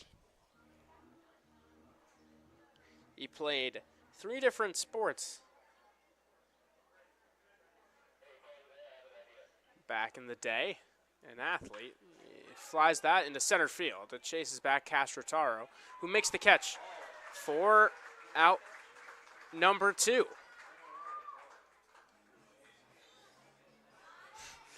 Does a little dance out to his teammate Braden Horton, center field. When things are going well, they're going well. All good feels for the Muckdogs out there. As with 2 away, the 10th man, Alan Ramos, will come to the plate. First pitch gets away from Fesh. Miller will jog to second, so a runner in scoring position with 2 down for the Americans here in the 5th.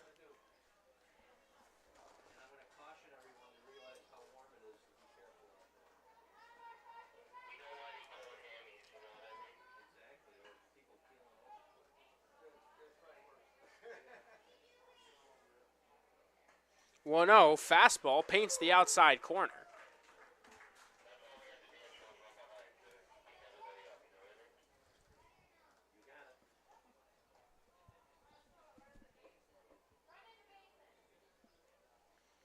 Walker Glayshaw has faced 4 batters through each of the first 4 innings. It's a line drive. That one is going to get down for a base hit.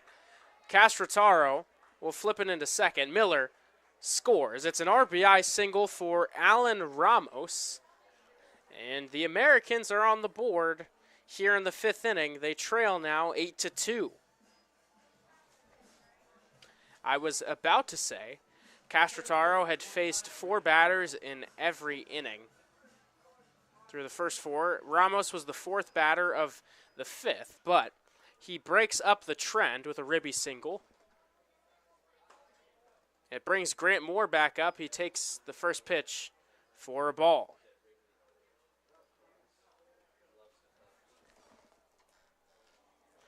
Moore is 2 for 2. That breaking ball misses. Coming into the series, he had recorded a hit in all but 1 game this summer for the Americans.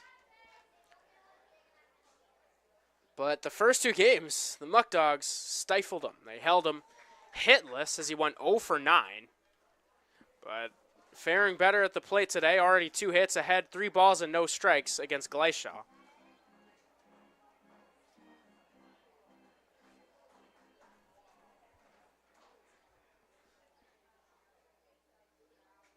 The 3-0 pitch is in there for a strike.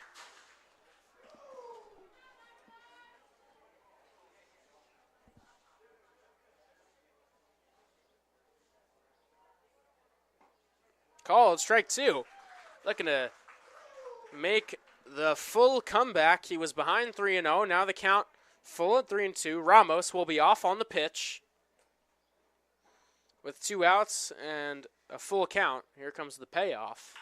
A deep drive into right field. It sends back Braden Horton.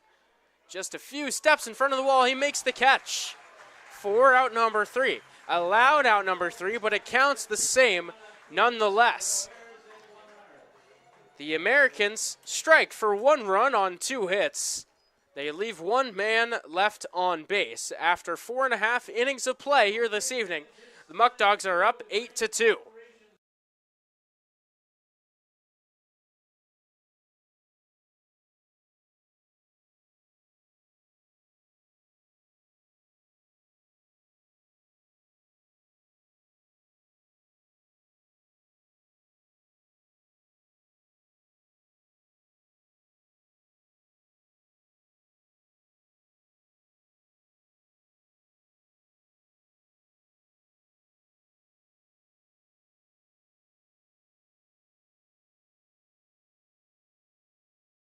Our incredible sponsors make Batavia Muckdog baseball possible. I'd like to give a special shout out to some of the sponsors which fuel your Muckdogs. A huge thank you to Batavia Downs, Brighton Security, Bully Hill, Casella Waste, Eli Fish Brewing, Genesee Community College, Genesee Lumber, Skyworks, Tompkins Bank, Turnbull Heating and Air, UR Wilmot, Rochester Regional Health, Wright Beverage, Geico, Graham Corporation, HP Hood, Liberty Pumps, and Oatka Milk Products. Thank you for all of your support of the Muckdogs.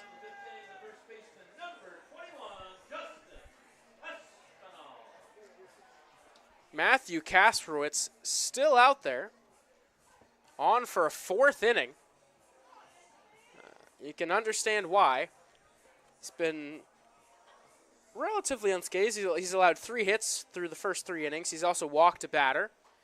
He'll face Justin Espinal for the 2nd time today. First pitch grounded to first. Miller fields. He'll flip in time. So 1 pitch, 1 out here in the bottom of the 5th.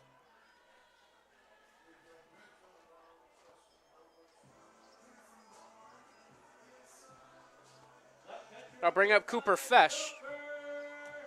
Fesh, 1 for 1, an RBI and a double. The RBI was on the walk that he had back in the 1st inning.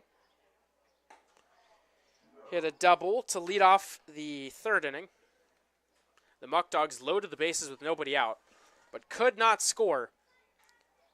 Some tough luck as Cameron Koppel smoked one to 3rd, but Shane Prey caught it. Cooper Fesh just in the wrong spot. Nothing he could do about that. No time to react.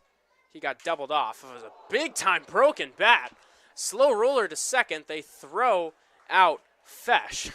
Hitting coach Khalid Cox over there at first base had to run out of the way. So that bat was shattered the third broken bat of the game. I can't remember how long it took for us to see 3 broken bats on the season. But plenty of firewood to go around tonight. It's a 4-3 ground out and 2 quick outs here in the 5th. Matthew Kasperwitz has really righted the ship for the Americans in a game that looked dire. First pitch to James Bolton is in there for strike 1.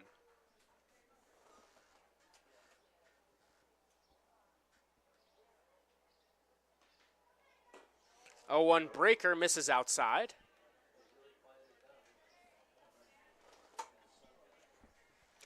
Some action in the Americans' bullpen. Again, Kasperwitz. That one grounded to third. Prey fields on a hop. He'll throw to first in time. What a job out of the bullpen. Matthew Kasperwitz has settled down the Americans. He's tossed 4 scoreless innings after starter C.J. Hurley tossed 1 frame. After 5 innings of play, the Muckdogs lead this one 8-2. We head to inning number 6.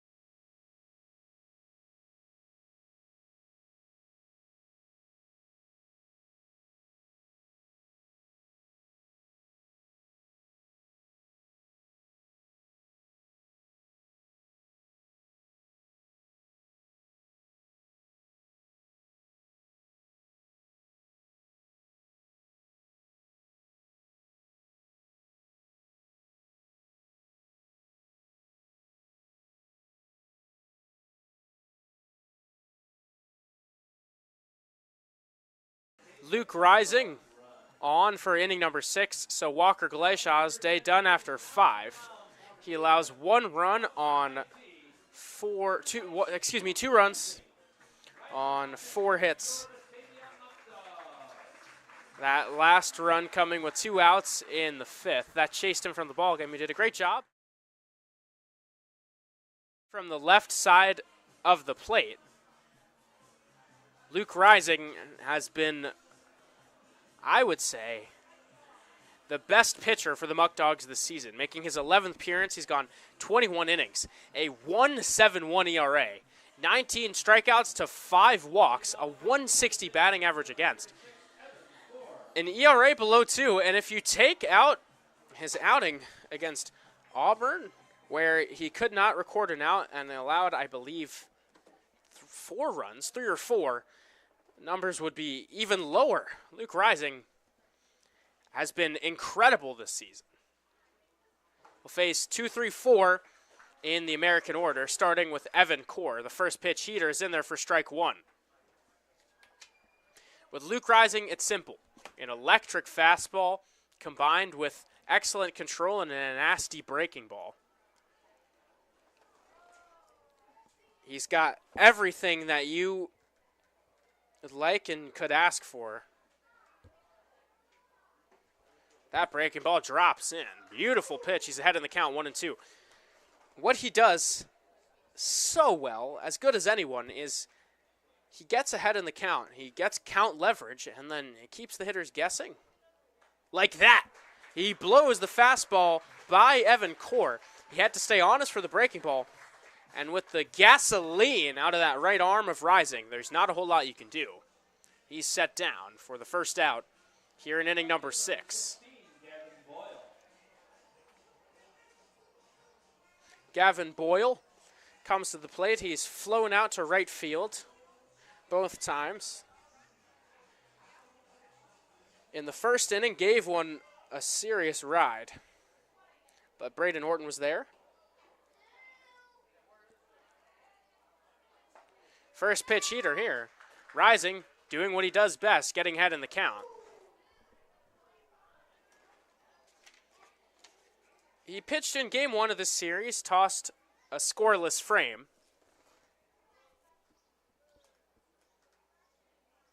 Swing and a miss. Quickly ahead, no balls, 2 strikes.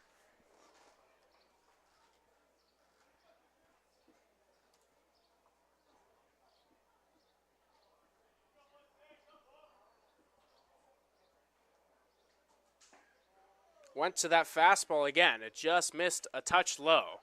So a ball and 2 strikes on the left fielder, Boyle.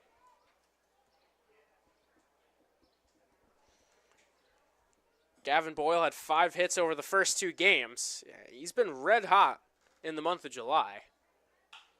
Grounds that one foul outside of first.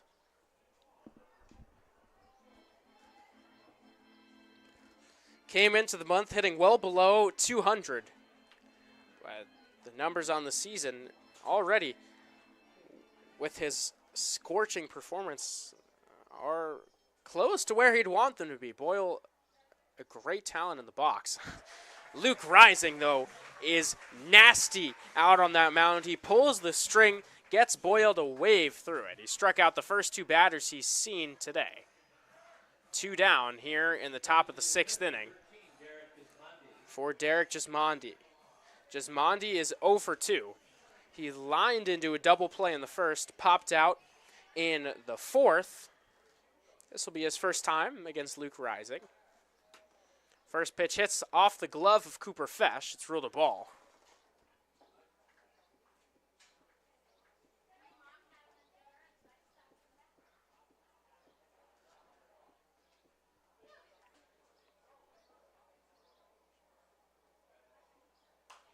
The 1-0 is fouled away.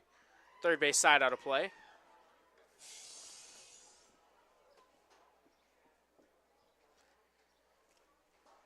I think at this point in time, Luke Rising just might be. It's tough to say. That breaking ball misses outside. There's an argument that Rising could be the #1 guy in the trust tree. Of course, Garrett Beaver has been here for 3 seasons and has been incredible, but 2-1 pitch is fouled away, third base side. But if the season ended today and tomorrow was a game to decide it all, it's hard to think that it wouldn't be Luke Rising as the guy out of the pen in the biggest moment. Of course, Garrett Beaver they use as the 9th inning guy, but Rising in a jam, I think he is the fireman, the guy that they'd call on when they need him most. Here, even 2 balls, 2 strikes, looking to strike out the side here in the 6th. A lot to like on the Muckdog bullpen. 2-2 misses low, so the count runs full. Again, they've been clicking of late. The pitching has really hit its stride. We were talking, Luca and I were talking with pitching coach Grant on the bus last night after the victory. He just expressed the 3-2 is low, so a rare walk for Luke Rising. Gismondi reaches first with 2 away. He's talking about how they've been throwing strikes, getting ahead in the count, executing the way the game plans have suggested, and the ERA numbers have just continued to plummet. They just keep dropping lower and lower and lower. Of course, with the ERA plummeting, dropping lower and lower is a good thing. You want to keep it as low as possible. With 2 outs, a runner on first base, Paul Dulanto swings and misses through strike 1.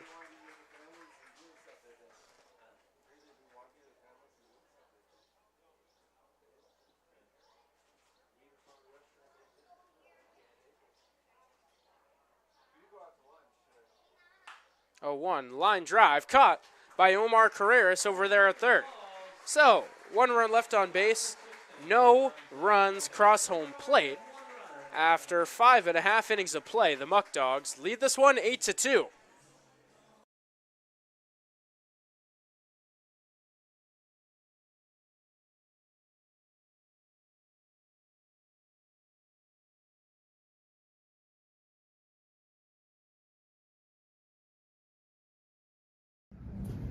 Did you know that 15 minutes can save you 15% or more on car insurance with Geico? Yeah, but did you know that Dewey's favorite snack is popcorn from the Batavia Muckdogs?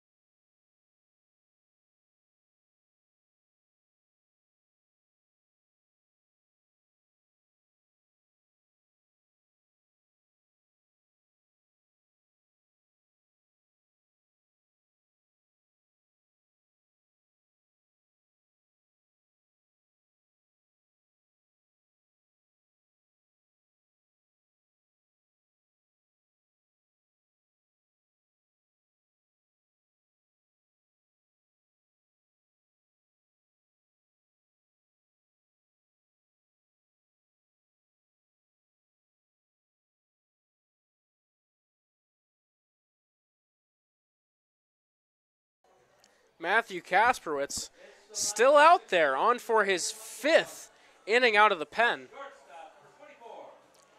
He pitched a 1-2-3 fifth.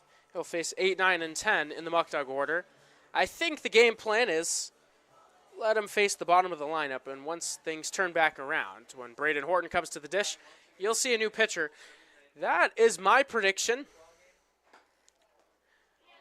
That pitch misses outside.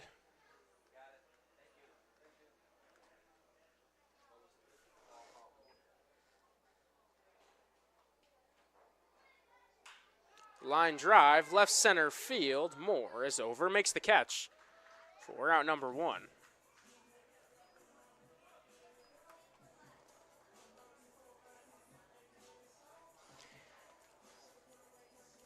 While they may be in a 6-run hole, Matthew Kasperwitz deserves a whole lot of credit for his performance. He's just 8 innings. He's gotten quick outs. It seemed like this one was destined for a mercy rule, like that we were going to be wrapped up after 7. But Matthew Kasperwitz has turned the tide. He's made his way through the lineup once. Now his 2nd trip through. Cameron Koppel is 1 for 2. He's hit the ball well both times he's come to the plate. An RBI single in the 1st. A line-out double play in the 3rd. That was the trouble Matthew Kasperwitz faced. After that, though, pretty much nothing on the line. He's allowed 1 hit over the last 2.1 innings. There's a fly ball, shallow center field. Grant Moore coming on. He makes the catch for out number 2. He just continues to roll. As Omar Carreras comes to the plate with 2 outs and nobody on. Carreras put an exclamation mark on that 1st inning when he smoked a 2-run triple down the line. That put the Muckdogs up 7-1. That pitch misses outside.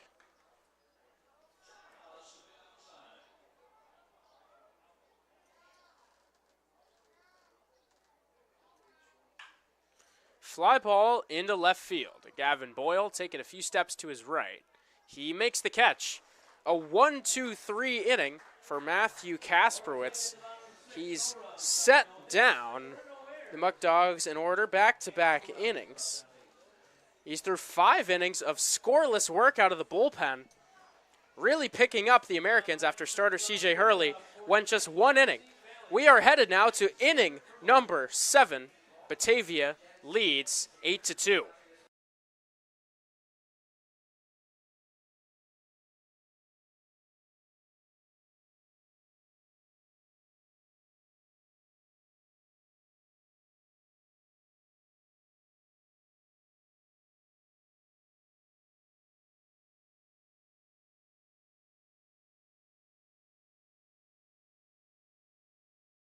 This season, Get yourself the latest Batavia Muckdogs gear.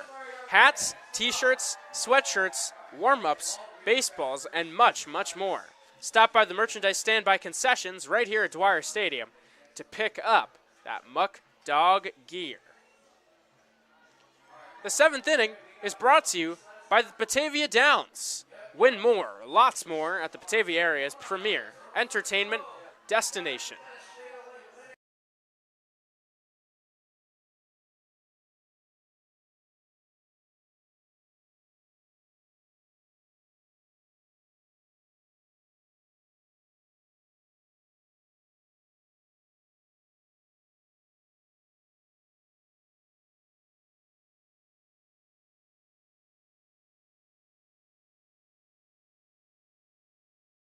After a scoreless 6th, Luke Rising back out for the 7th inning.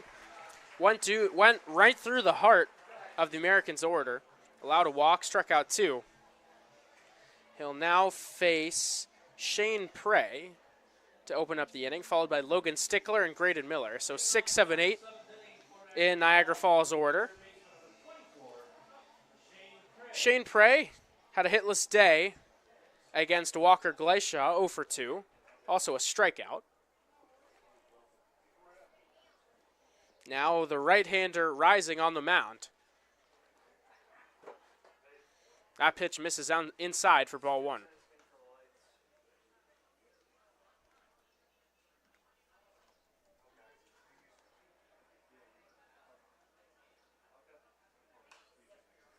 That one fouled away. Evens the count at 1-1.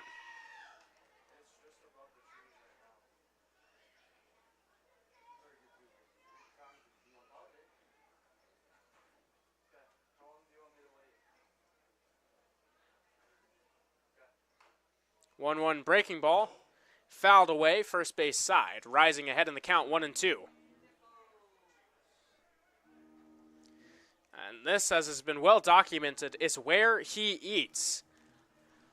Goes ahead in the count. Got that big fastball. The breaking ball you just saw moves a ton. Here he goes to the heater. Shane Prey stays with it, though, fouls it away. He'll live to see another pitch.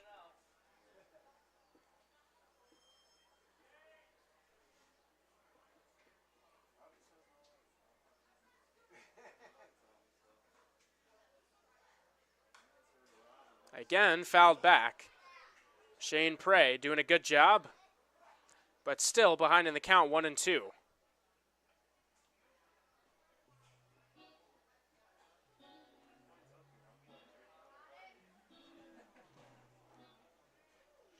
Thank you to everyone who's tuned in here on this beautiful Saturday evening. The sun just about setting. A swing and a miss. Strike 3, Rising climbs the ladder. Shane Prey swings through it. That is the first out here in the 7th. And that, right there, that's what count leverage does. In a 1-2 count, Prey fouled off back-to-back fastballs. Behind in the count, expecting a breaking ball. A pitch that starts right there when you think it's going to be the off-speed. Something that starts right there. Drops in for a strike more often than not. So Prey was ready to protect, thought he was on it, but got the fastball high, which it looks nice when it's closer to the eye level. It looks like a pitch you can catch up to. You just can't. As evidenced right there, Logan Stickler quickly behind 0-2.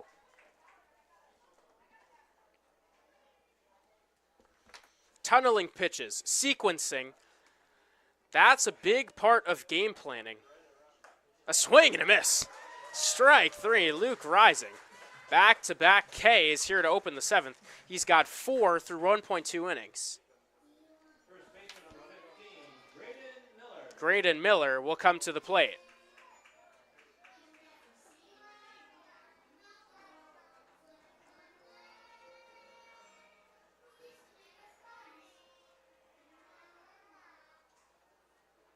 First pitch fouled back. No balls and a strike. The count on Miller.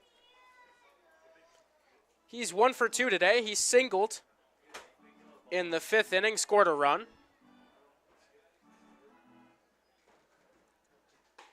There's a strike. Luke Rising just continues to pump in heaters. He's getting ahead in the count. Looking to strike out the side here in the 7th inning. 0-2 on its way.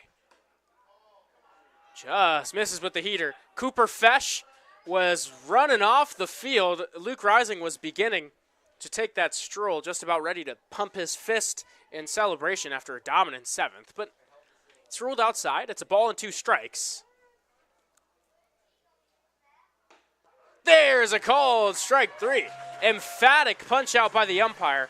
What a 7th inning. A dominant 2 innings of relief from Luke Rising. He strikes out 5. He has not allowed a hit. He's walked 1 batter. We'll see if they bring him out for the 8th. We've reached the 7th inning stretch here in this one. The Muckdogs are up 8-2.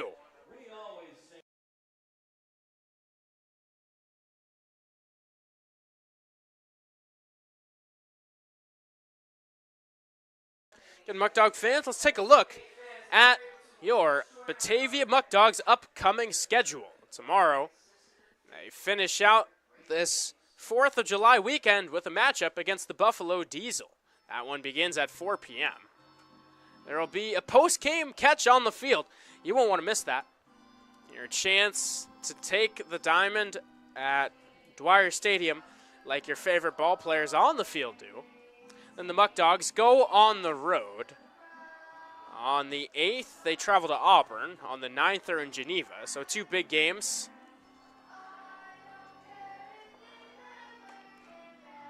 And then they return home Thursday, July 10th versus the Niagara Ironbacks. It's Stop DWI night at the ballpark. For tickets to either of those 2 home games or any game for the rest of the season, please make sure to call 585-524-2260. I know you got a phone on you most of the day. Let's be honest, we all do.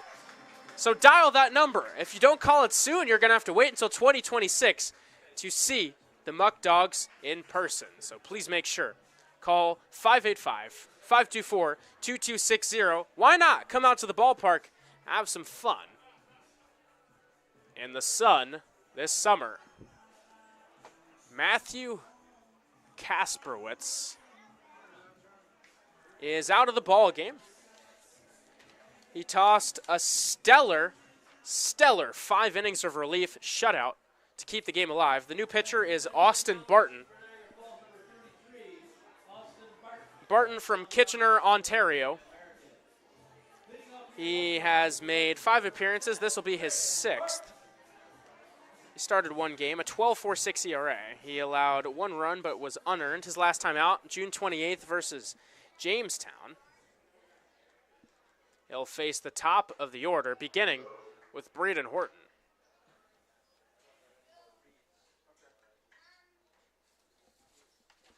Horton today is 2 for 3.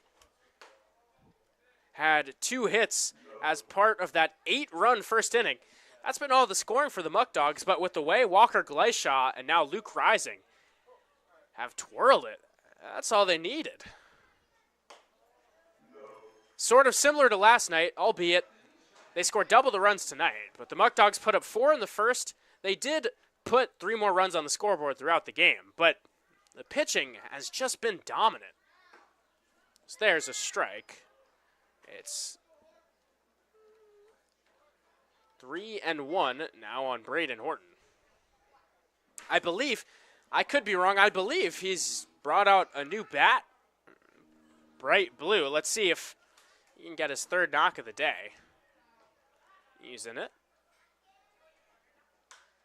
There's a fly ball. Medium depth right field. Coming on and making the catch is Core for out number 1.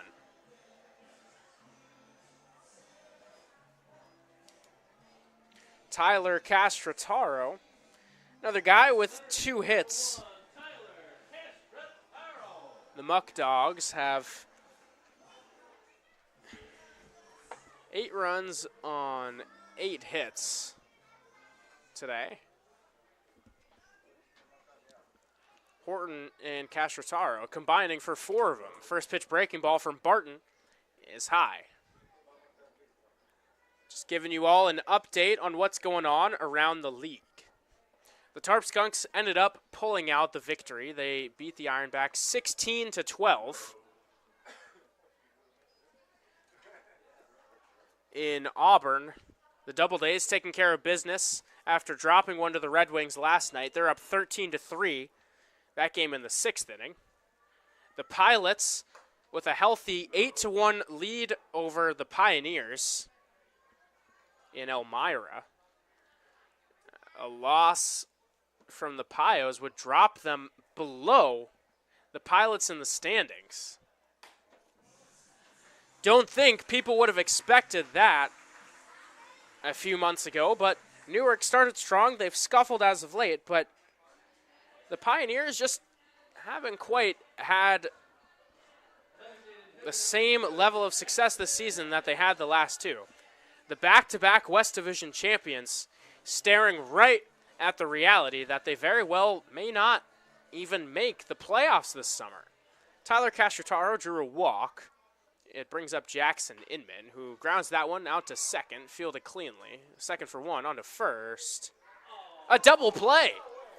A 4-6-3 double play. A close one at first, but ruled it out nonetheless. So, quick inning for Austin Barton. He allows a walk, but the double play wipes that runner out.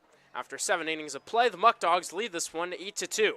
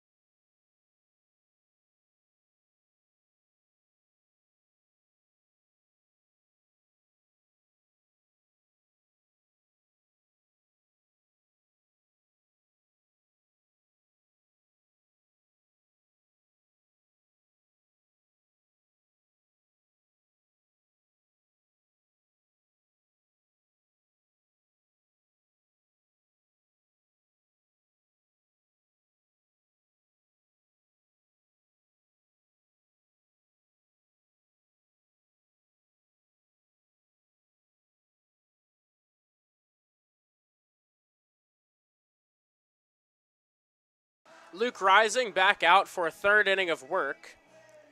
He has been unhittable through 2 innings. Came in the 6th. Struck out 2 batters, walked 1. Did not allow any hits then.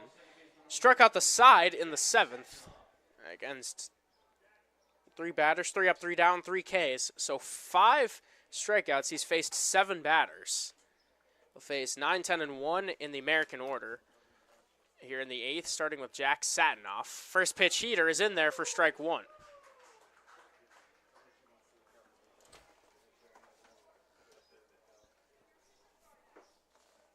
Rising came into today with a 1.71 ERA. If he can keep this up, only going to lower it more. Satinoff way late. Blows the fastball right by him. He's quickly ahead in the count 0-2. Looking to strike out his 4th straight batter.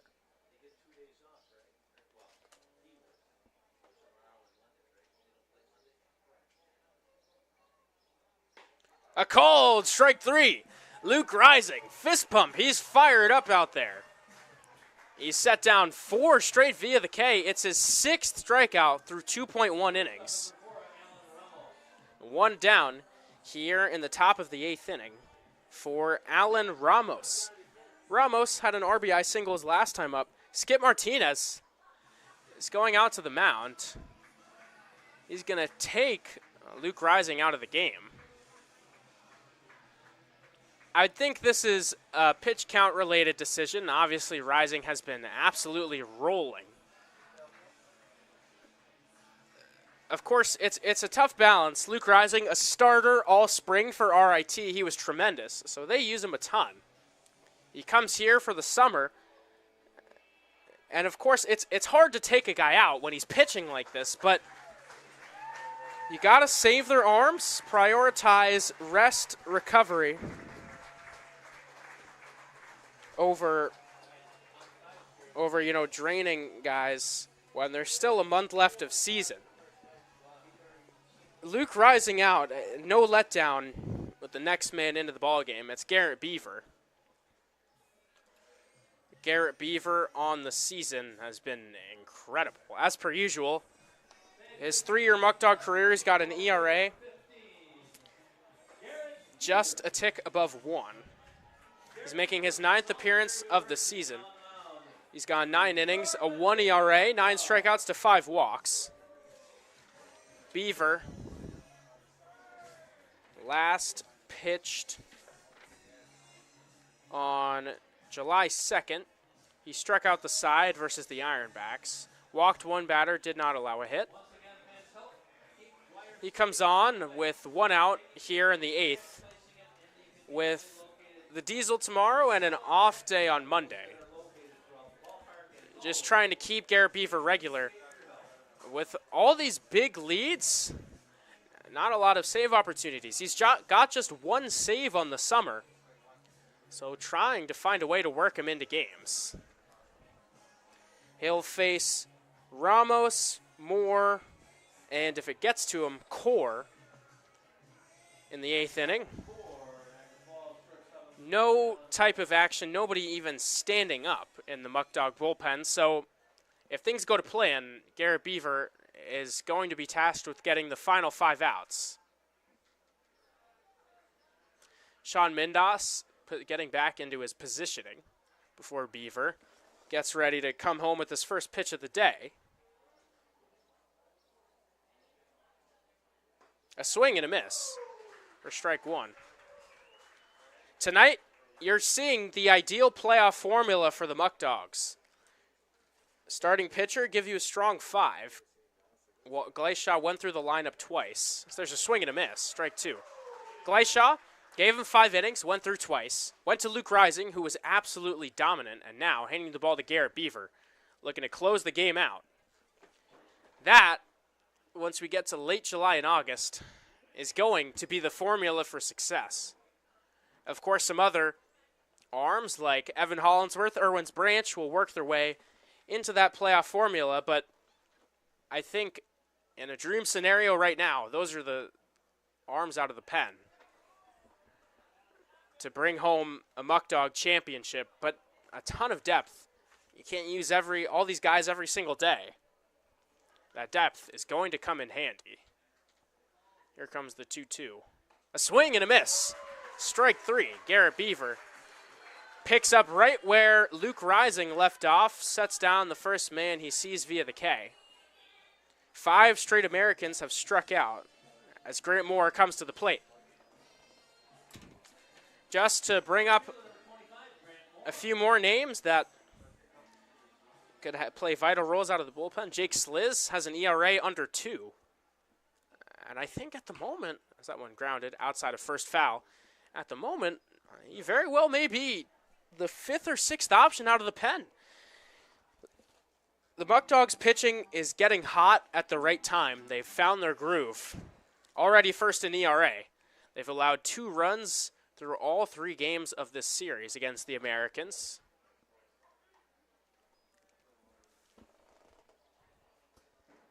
They allowed 3 runs versus the Ironbacks on July 2nd, Wednesday.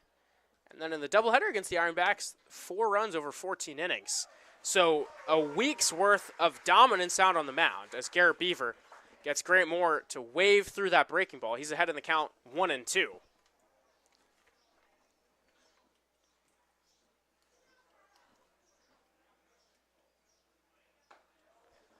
Moore lays off of a 2-seamer, sinker, whatever you want to call it, outside. The count even, 2 balls, 2 strikes, 2 outs here in the top of the 8th inning. Muckdogs lead 8-2, the pitch from Beaver. Line drive, foul, down the right field line.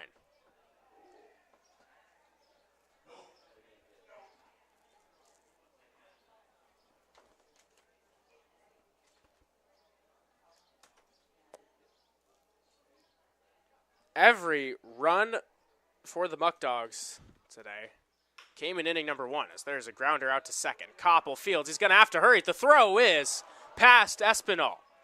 Grant Moore will reach With his speed, it's ruled an infield single. It's the third hit of the day for Moore. Just a slow roller, but when he hits one slow on the infield, out of that lefty's batter's box, so he's already got an advantage. Obviously 27 stolen bags. He'll make any grounder tough. That mental clock needs to speed up just a tick when he's running. You know all the guys on the infield know that. First pitch to Evan Core is in there for strike one. It was a nice effort by Cameron Koppel, throwing on the run, but even if a good throw was made, I'm not sure they would have had him. Core 0 for 3 today. Here, behind no balls and 2 strikes, he's already struck out twice, looking to avoid his third K of the day.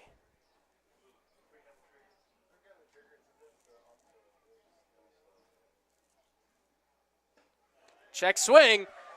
They say he went. It's strike 3. Garrett Beaver comes in, strikes out 2 batters. He allows 1 hit on an infield single. The Muckdogs lead this one 8-2 after 7.5 innings of play. Just 3 more outs to record on the pitching side. They're hoping to take first place, sole possession of it in the West Division.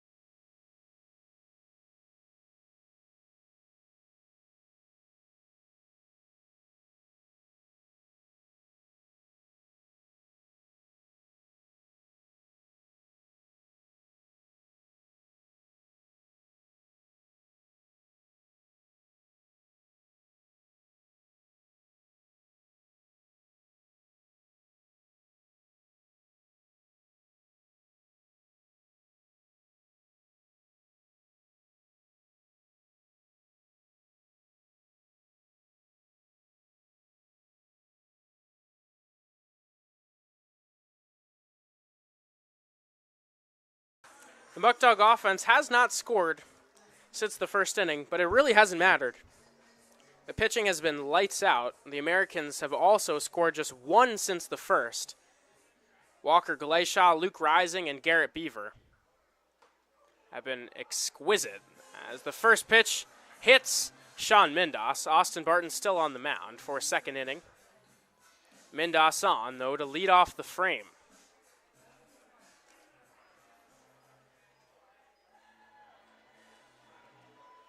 Justin Espinal looking for his first hit today. He's 0 for 3. Pair of groundouts and a pop-out. Everything hit to the right side of the infield. This will be his first time facing Austin Barton.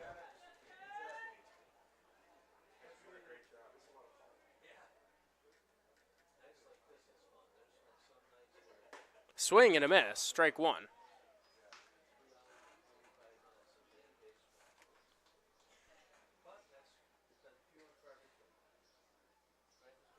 With the win, the Muckdogs would improve to 18-9. Espinal behind, 0-2. 18-9, that record would put them in first place. Of course, this is the battle for first. These two teams came into the series tied. They split the first 2. There's a line drive, base hit. First hit of the day for Espinal. Mindas is held up at second.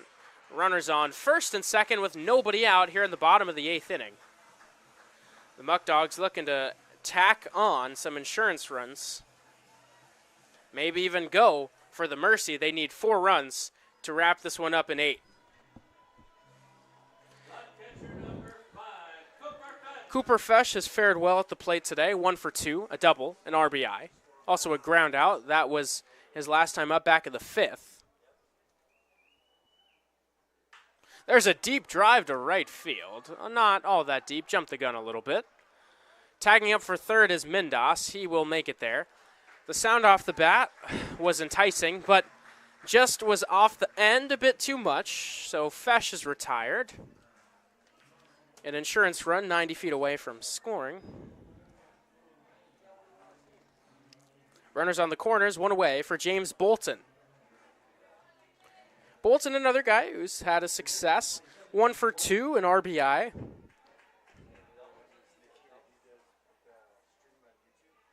That pitch misses outside. 1-0 the count.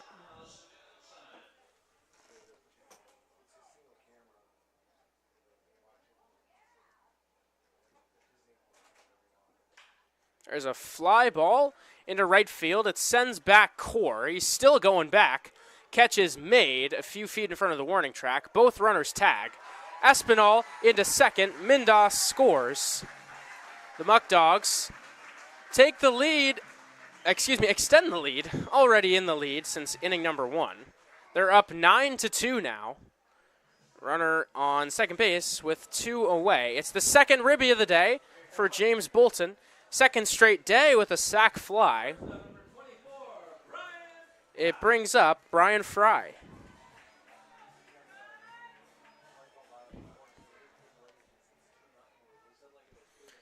Fry is 0 for 2, an RBI and a walk on the ledger. First pitch is outside for ball 1.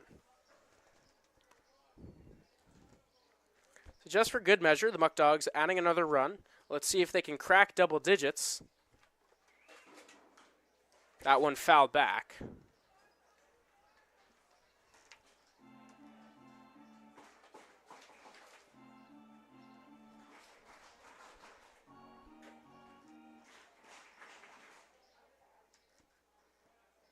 One ball, 1 strike, 2 outs, runner on second. Muckdogs lead 9-2. Broken bat, another one. The 4th broken bat of the day. We really didn't see a whole lot coming into today. It's just been a day for it, though. So Brian Fry pops out to second base. Espinal left stranded at second. The Muckdogs do score 1 run on 1 hit. We're headed to the 9th now. Garrett Beaver will come back out to try to nail not save, but nail the game down. Send the Americans home with a series loss. When we return, 3 more outs to put the Muckdogs in sole possession of first place in the West Division. Put an exclamation mark on 4th of July weekend.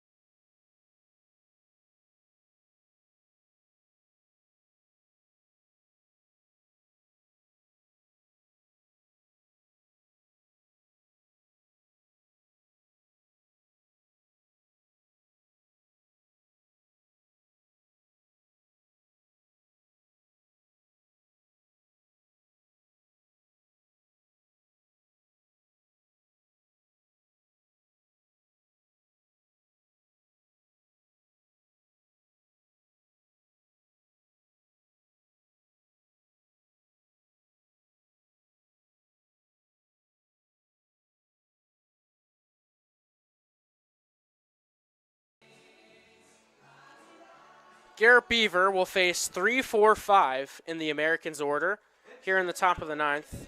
Niagara Falls will need 7 runs to keep their hopes alive. They've got just 3 outs. Gavin Boyle is 0 for 3. He struck out his last time up. Takes a breaking ball low and outside for ball 1.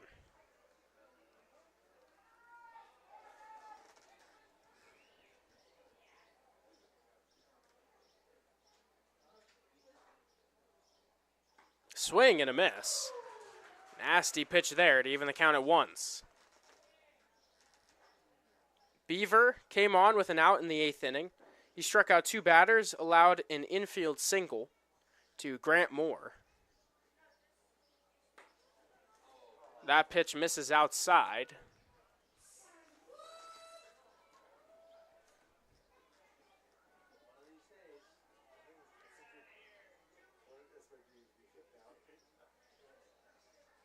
Swing and a miss. Boyle out in front. Nasty breaking ball. He's got that pitch working tonight. Let's see if he goes back to it to try to induce strike 3. It would be his 3rd strikeout of the day. He's struck out batters for all of his outs so far. 2-2. That one low. Boyle not biting. It runs the count full. Derek Jesmondi on deck. He's hitless today. Did draw a walk his last time to the dish.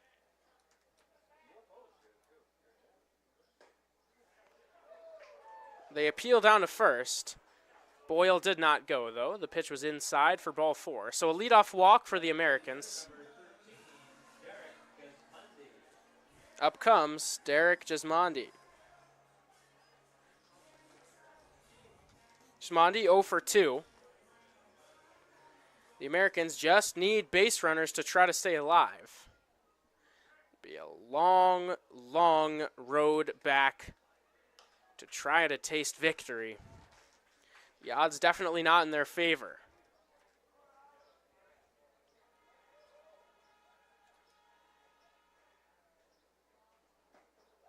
One 0. There's a strike.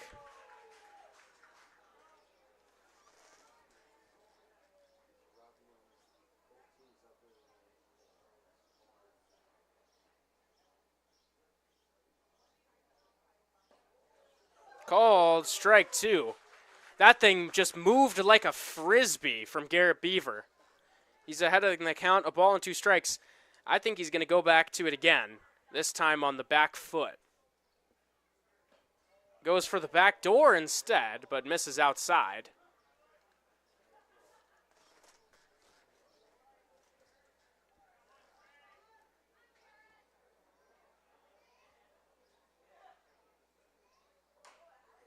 Tapped, foul, outside of third. The Americans putting together competitive ABs. They're not rolling over here in the 9th. The first 4 games of the season series, 3-1 in favor of the Americans. The first 3, the 3 that Niagara Falls have won.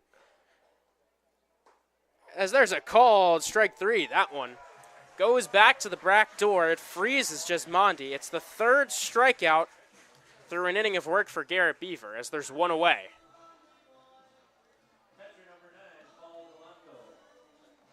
Paul Dulanto also 0 for 2 with a walk. The Americans have 5 hits, 3 of them from Grant Moore. Garrett Beaver, front door breaking ball. He just keeps going back to that, and they are not looking to hack at it. The thing moves so much, it's hard to put a barrel on it.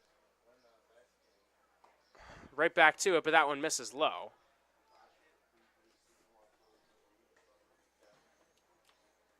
Just 2 hits from the rest of the Americans lineup. They both came in the 5th inning, one from Graydon Miller, one from Alan Ramos.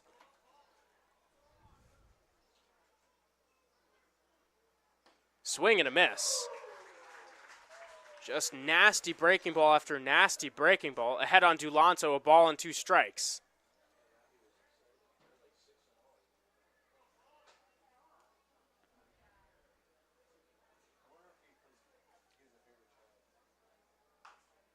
One, 2 is fouled away.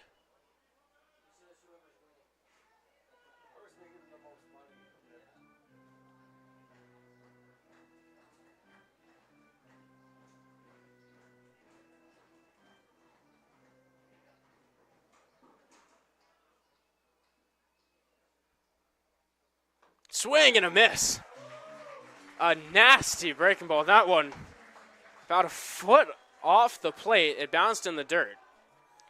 Those are just the kinds of swings that Garrett Beaver induces, though. It's his 4th strikeout. He struck out 4 of the 6 batters he's faced over 1.1 innings of work. The last hope for the Americans is Shane Prey. Prey 0 for 3. He's got 2 strikeouts. He'll hope to make contact here. Avoid a 3K day. He lines that one down the left field line. It's a fair ball, and it'll go to the wall. Mindas fields it out and left. They're waving home the runner, Jasmine Boyle at third. Boyle scores. So it's an RBI double with 2 outs here in the 9th inning. The Americans putting up a fight.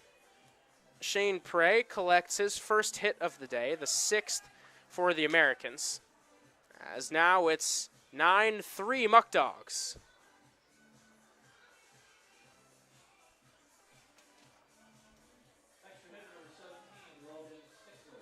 Logan Stickler is 0 for 2. Feels like I've said that for just about everyone that's come to the plate here in the 9th. Just brilliance on the mound. Unfortunately, with that run, the Muckdogs break up their streak of allowing 2 runs in all 3 games against the Americans. You can allow just a tick above 2 runs per game. Usually a recipe for success, especially when you've got a lineup like Batavia does. As that pitch misses outside, even at a ball and a strike. 3 runs on 6 hits for the Americans, 1 error. 9 runs, 9 hits, 2 errors for the Muckdogs. It's a ball and a strike on Logan Stickler, 2 outs here in the 9th. Strike 2, Beaver dials up a heater.